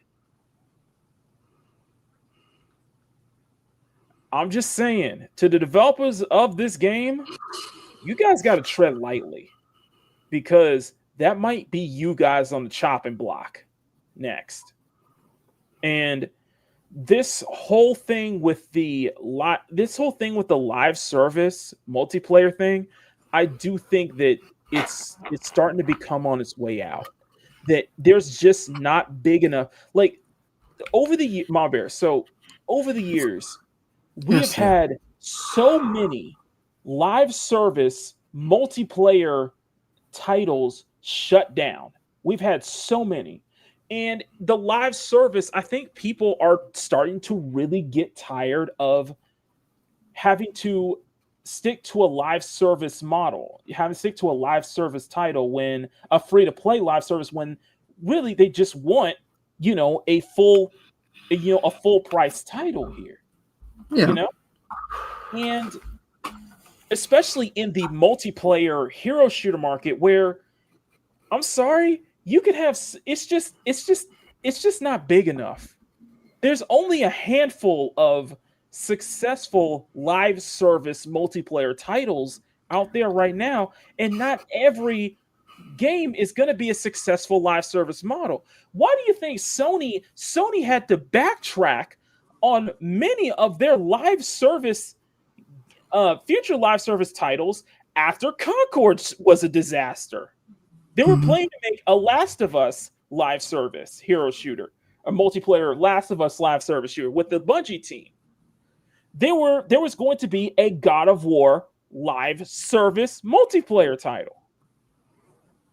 I think the shutdown with the disaster of Concord really does show that this space, this multiplayer live service space, just not every game is going to be successful. It just ain't. There's only going to be a handful of live service titles that are going to be successful. Everybody has been trying to chase the success of, say, like Overwatch or like Fortnite or like Call of Duty. Everybody's been trying to chase that for years, and only a handful are going to be able to actually succeed. And it's a small percentage. Well, I think people really do want full experiences now.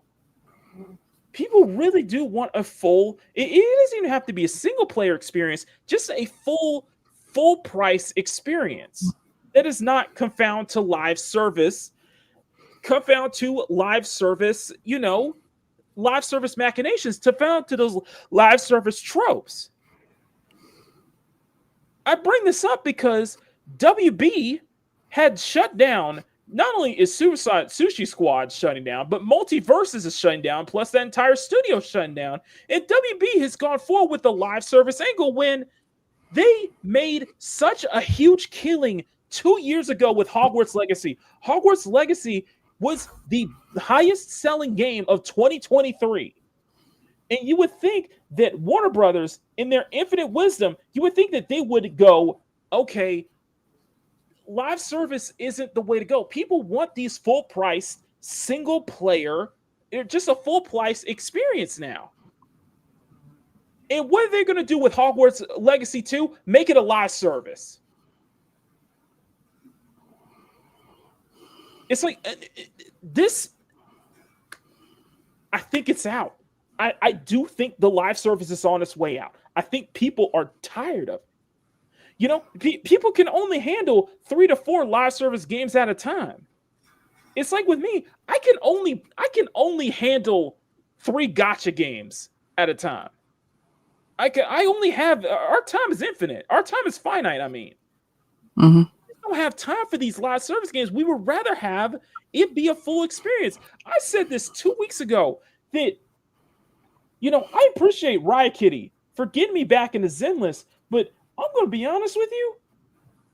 I would rather be Zenless Zone Zero. I would rather that be a full-priced single-player action RPG.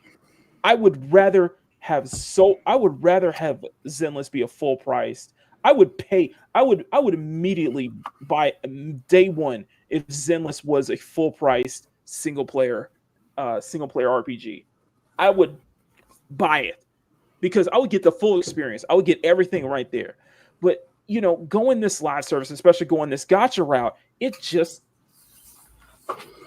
people only have so much time for one. And not every game can be a Fortnite. Not every game can be an Overwatch, or not every game can be like, say, a League of Legends. Not every live service time is only. It's such a small space that only a few can be able to really rise and last as long as they can. Fortnite has been going strong for 7 years, ever since Battle Royale. Ever since Battle Royale became a pop culture phenomenon, it's been going strong for 7 years. Mm-hmm. A lot of these live service titles can only last about barely a year, barely 6 months' time. Concord is such a disaster because it only lasted 10 days. Only 10 days before it shut down. And then weeks later, the studio itself shut down. And that was a high budget disaster. Nearly 400 million. Like, doing these big budget AAA, especially big budget like live service outings, it's going to backfire. It's going to start to backfire because people don't have the time and money for it. We got real lives. We got lives and such to do. We got stuff that we do. We got some of us, a lot of us who are still gamers, we're adults. We have families to take care of. We don't have time. We don't have time to invest in a live service title, let alone like multiple ones. And Emerald says his best. Like, that's why I don't play Zenless. It's another obligation. A lot of these live service titles do feel like an obligation. And that's what you don't want it to feel like. That's the kind of the caveat with live service. Like, I haven't touched the first Descendant in months, and yet I will still step up to bat for it. Mm-hmm. I haven't touched the first Descendant in months, and I will definitely but I will still step up the bat for it in some aspects. But it is a live service title, and we just don't have the time and money and dedication for that. We would rather spend our time playing something like a Kingdom Come Deliverance 2, where you're getting for 50 or $60, you're getting 100 hours of playtime. You're getting 100 hours. I bought Cyberpunk for Cyberpunk. I got it on sale. I think it was part of Steam's winter sale, and it was like $50. For $50, you know what I got? Nearly 200 hours of playtime on that game. I got nearly 200 hours. And yes, of course, it was because of the mod support. But for $50, I got 200 hours out of that. And I'm still playing. I'm addicted to that game now. Despite all of the problems, the game has a lot of cut content. There's a lot of missed potential. There's a lot of cut content in that game. But for what we got, for $50, I got 200 hours in that game. With Stellar Blade, I'm going to show you Stellar Blade. Stellar Blade was full price, $60-$70. I got not one, not two, not three, but I am on my 4th playthrough of Stellar Blade. I am on my 4th playthrough. I have experienced everything there is to offer in Stellar Blade, and yet I keep coming back to it. Because of the updates they do, because of the quality of life stuff they do, because of so many things that they do, because the DLC is on fire. The support is there, man. It does make it feel like games like Stellar Blade are a rarity. It's like you get so much. I feel like I got a full price. And here's another thing why I will also praise Stellar Blade is that even before the day one censorship patch, the game had very little to no bugs at all. Very little. I never experienced any. I rarely experienced a single bug. And Sean, you can, and you know what, Sean, I'm gonna tell you something right now, and I'm gonna speak to Sean specifically. Sean, my first experience with Cyberpunk was on the PS4 launch. That game crashed on me multiple times. And yes, I felt like I was lied to. But even then, I got about 70 hours into Cyberpunk? Roughly. I got about roughly 70 hours on the PS4 version before I gave up. I got roughly 70 hours on that. I still got a full experience. What felt like a full price game. I feel like I got that and then some. Even with all those bugs, even with the game crashing constantly, I still got that full experience. I still get crashes on PC. I still get crashes and slowdowns on PC, but you know what? I still got a full, even without the mods. Take the mods out of the game, I still get a full experience. Like the current state of Cyberpunk right now, that's what it should have been at launch. Like the current state of Cyberpunk with the Phantom Liberty DLC, all those mods and all those updates and such like that, all those really significant quality of life updates, it's the Cyberpunk that we should have gotten in 2020 at launch. They should have delayed that game for about 2 or 3 more years. And if it would have came out the way it is now, it would go down in history as one of the highest selling games of all time. I mean that. Because even with all of the problems, even with all the issues, there's still endless replayability. The game encourages you to make multiple playthroughs, to experience different builds, to experience different ways to tackle the story, to experience different ways to do the missions and such like that. Yes, the main story, although I really like, has a lot of plot holes. And I mean a lot of plot holes. A lot of plot holes and stuff that doesn't really make sense when you think about it. But with Cyberpunk, it's a case where the side activities are much more engaging than the story itself. And I really like the story. It's just the side activities are so much more engaging, and the world and lore, the way it's the storytelling, it's I give Cyberpunk's praises, but the biggest praise I give Cyberpunk is that it is one of those few games where the setting is a character in and of itself. The setting of Night City is itself a character. That's how much of it, that's how big, that's how engaged it is. Character. Like, yeah.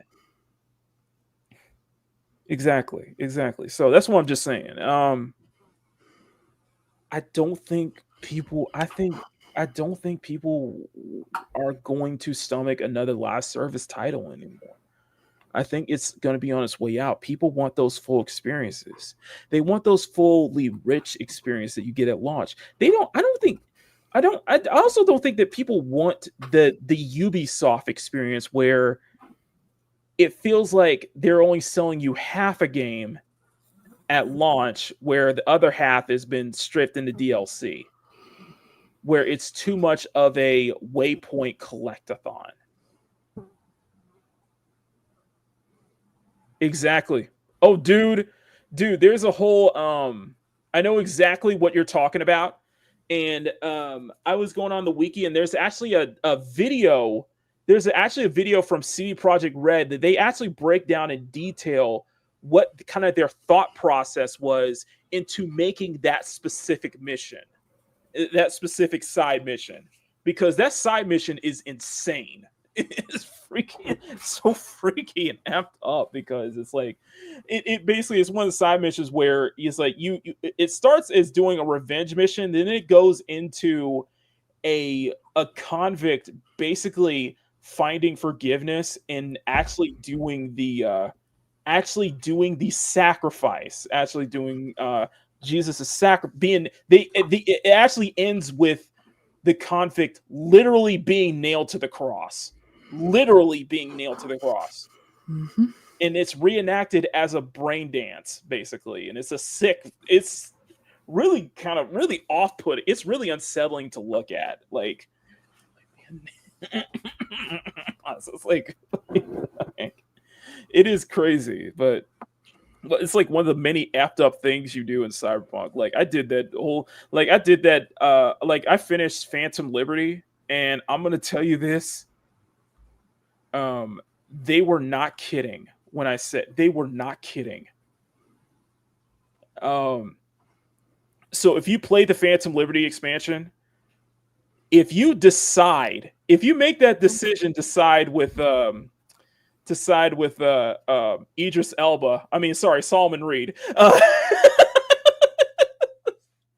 You go Dave Somi goes into. Oh, sorry. I'm so sorry. Where am I? I'm so sorry. Sorry about this, Mom Bear. But no, I do want to show you this. It goes into the I had to do a full playthrough. I had to do a walkthrough to go through this mission once. But the final mission, if you decide to side with Reed, goes into this mission called Somewhat Damaged.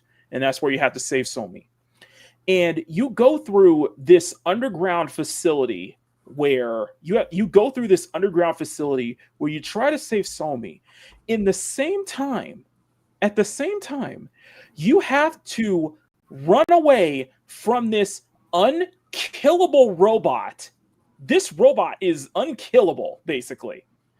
And you have to it turns into a horror game because you have to constantly hide. You have to constantly go and hide through different shafts, different areas. You have to get out of their line of sight because the moment this robot sees you, you are killed immediately. There's this one area, and it's actually frightening too, because there's two ways that this robot can kill you. Because one, you could get there's this animation where this robot grabs you and it brings that thing right at you, and you die immediately. There's another death animation where it scared the crap out of me, where the robot pierces your stomach and you don't even see it. And you don't even see it. It pierces your stomach and you're like, holy shit. And like literally jumped out of my seat. I was like, it's a frightening scene. And then the way they did it is incredibly frightening because you have to go through this entire corridor. You have to survive this thing not finding you. It turns into alien isolation. And you have to be very quick too, because it is that quick. It'll pounce on you like that. And there's one part in this mission where you are locked in this giant room with this robot who comes off from the ceiling, and you have to cleverly hide. Like, you have to wait until this robot leaves. Like, you have to constantly be moving around, hiding from pillar to pillar. The point is, the robot cannot see you, and it's constantly looking. Constantly looking. If you even grab its line of sight, you're dead immediately. And it's like, it's one of those experiences where it's just like, it's an incredible experience. Like, seriously, it is worth the ending. It is worth playing that ending for, making that decision, because it is a terrifying experience. I should have even here's my funny thing is like I had to, because I was dying like 3 times. I ended up having to use a walkthrough just so I could get to it, because it was not it wasn't it was frightening. It wasn't that it wasn't easy to do, it was frightening.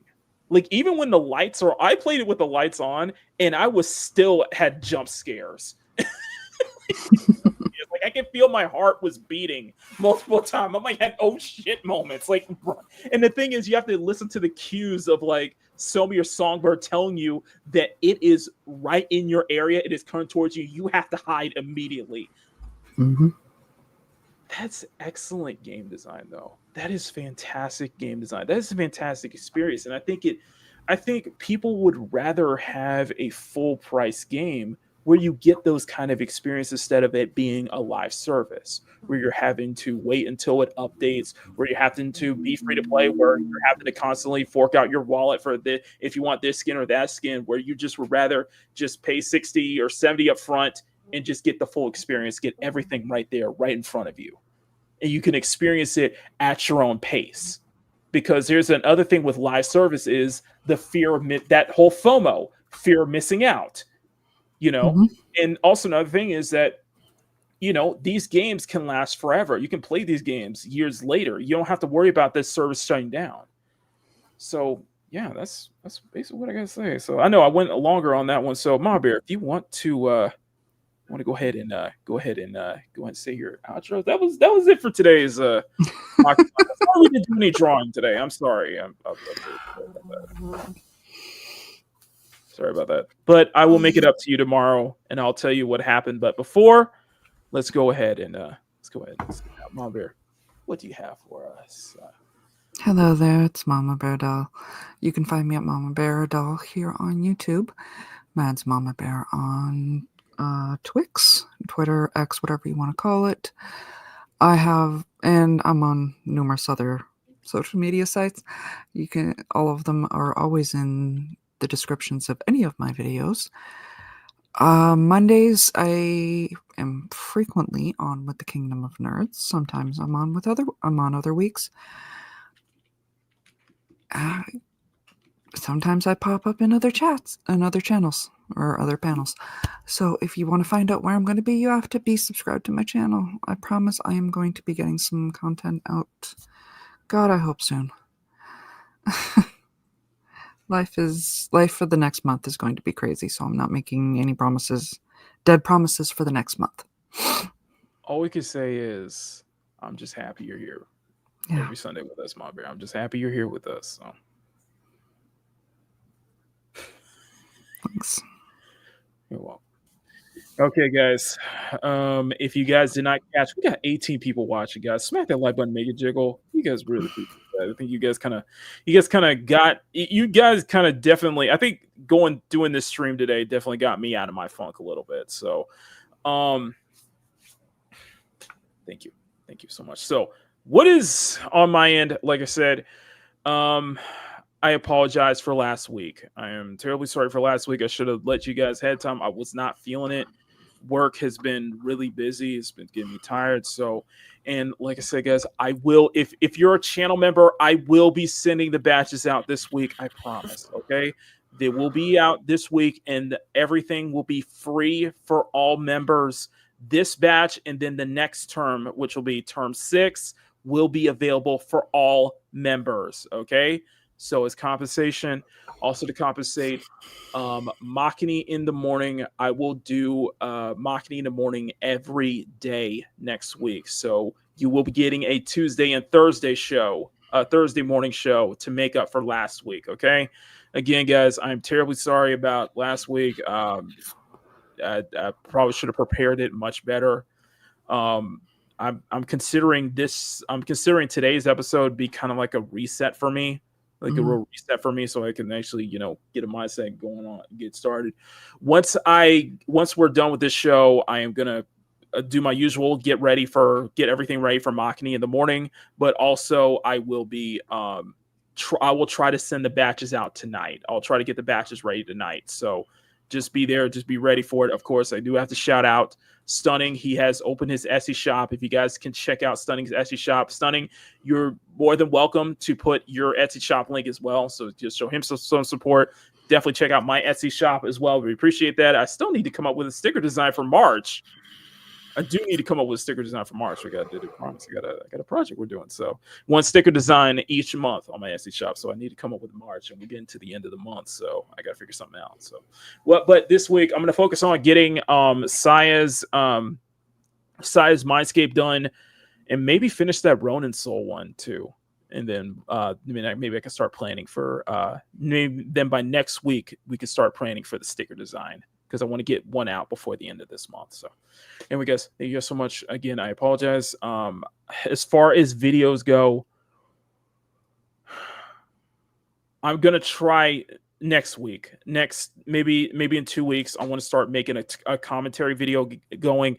What I might do on the Discord, if you guys are a Discord member, I'm probably going to make a section on the CSF Nation Discord on just video suggestions. So if you guys have suggestions for commentary videos that topics that I might be interested in, definitely submit those, and I'll definitely take a look at it and see what is definitely worth talking about. I do want to make art videos again. I really do want to get back into making art videos again too. Especially speed paint videos too. I miss doing those now. The goal is still 6K before the end of the year, and 4K before my birthday on May 7th. So we still have about a month and a half to really make content and really hit that mark. So if you guys want to help me reach that goal, hit that subscribe button, and hope to see you guys here more often, man. You guys really do make Makini Live the place to be on a Sunday afternoon, and I thank every single last one of you. I mean, I really do mean that. So anyway, from Mama Bear and I myself, I am Makini90, art streamer and illustrator. Thank you for tuning in to the sexiest Sunday afternoon art show on YouTube, and that is a title that we do need to live up to, known as Makini Live.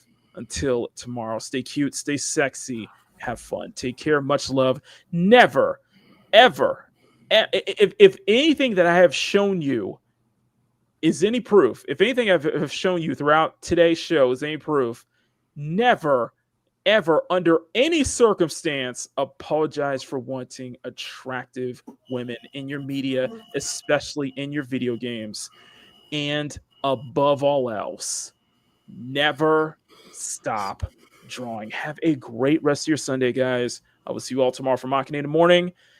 And we're going to let my little black cat take over the credits, as it was her birthday. So she appreciates the birthday wishes. And until then, I love y'all. To everyone in the cute, sexy, and fun nation, thank you from the bottom of our hearts. If you would like to see your name on the screen, join the CSF Nation for Dollar Month. You get access to exclusive art drops that Makini drops every 2 months for all CSF Nation members. Again, we would like to thank you for your incredible support. CSF Nation for life. Arigato.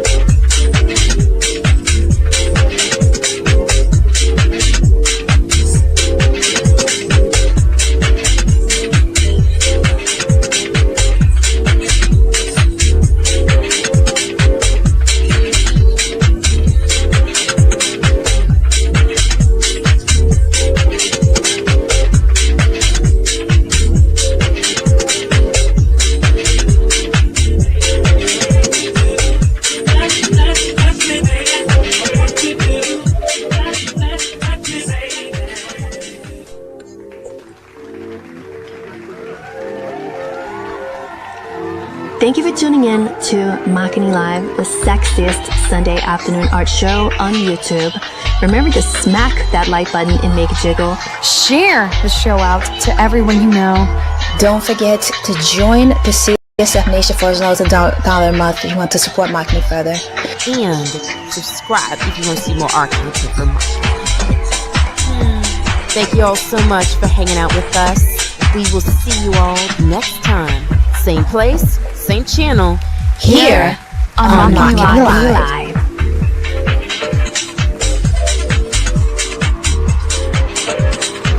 Makini Live is filmed before that studio audience at Makini Studios in Arcadia Village's North Tower, right here in Pacific City.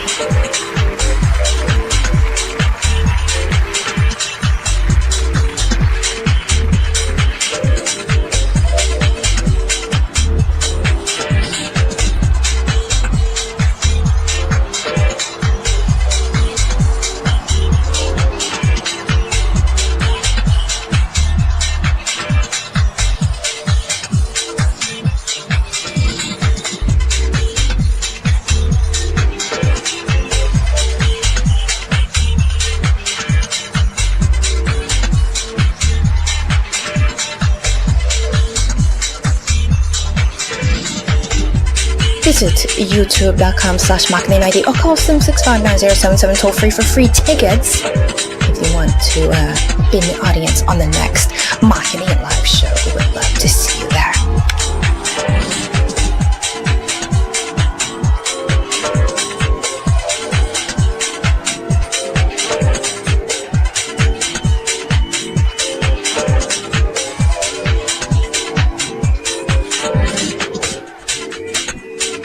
Thank you, everyone. Thank you, all of you, for the lovely birthday wishes and lovely comments that really did bring a tear to my eye as well. So I appreciate every last one of you. Let me know.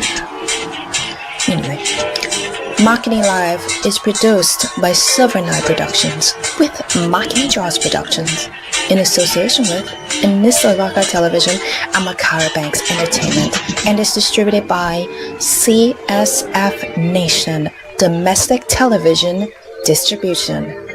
Can I say it? Can you want me to say it? All right. Ara ara.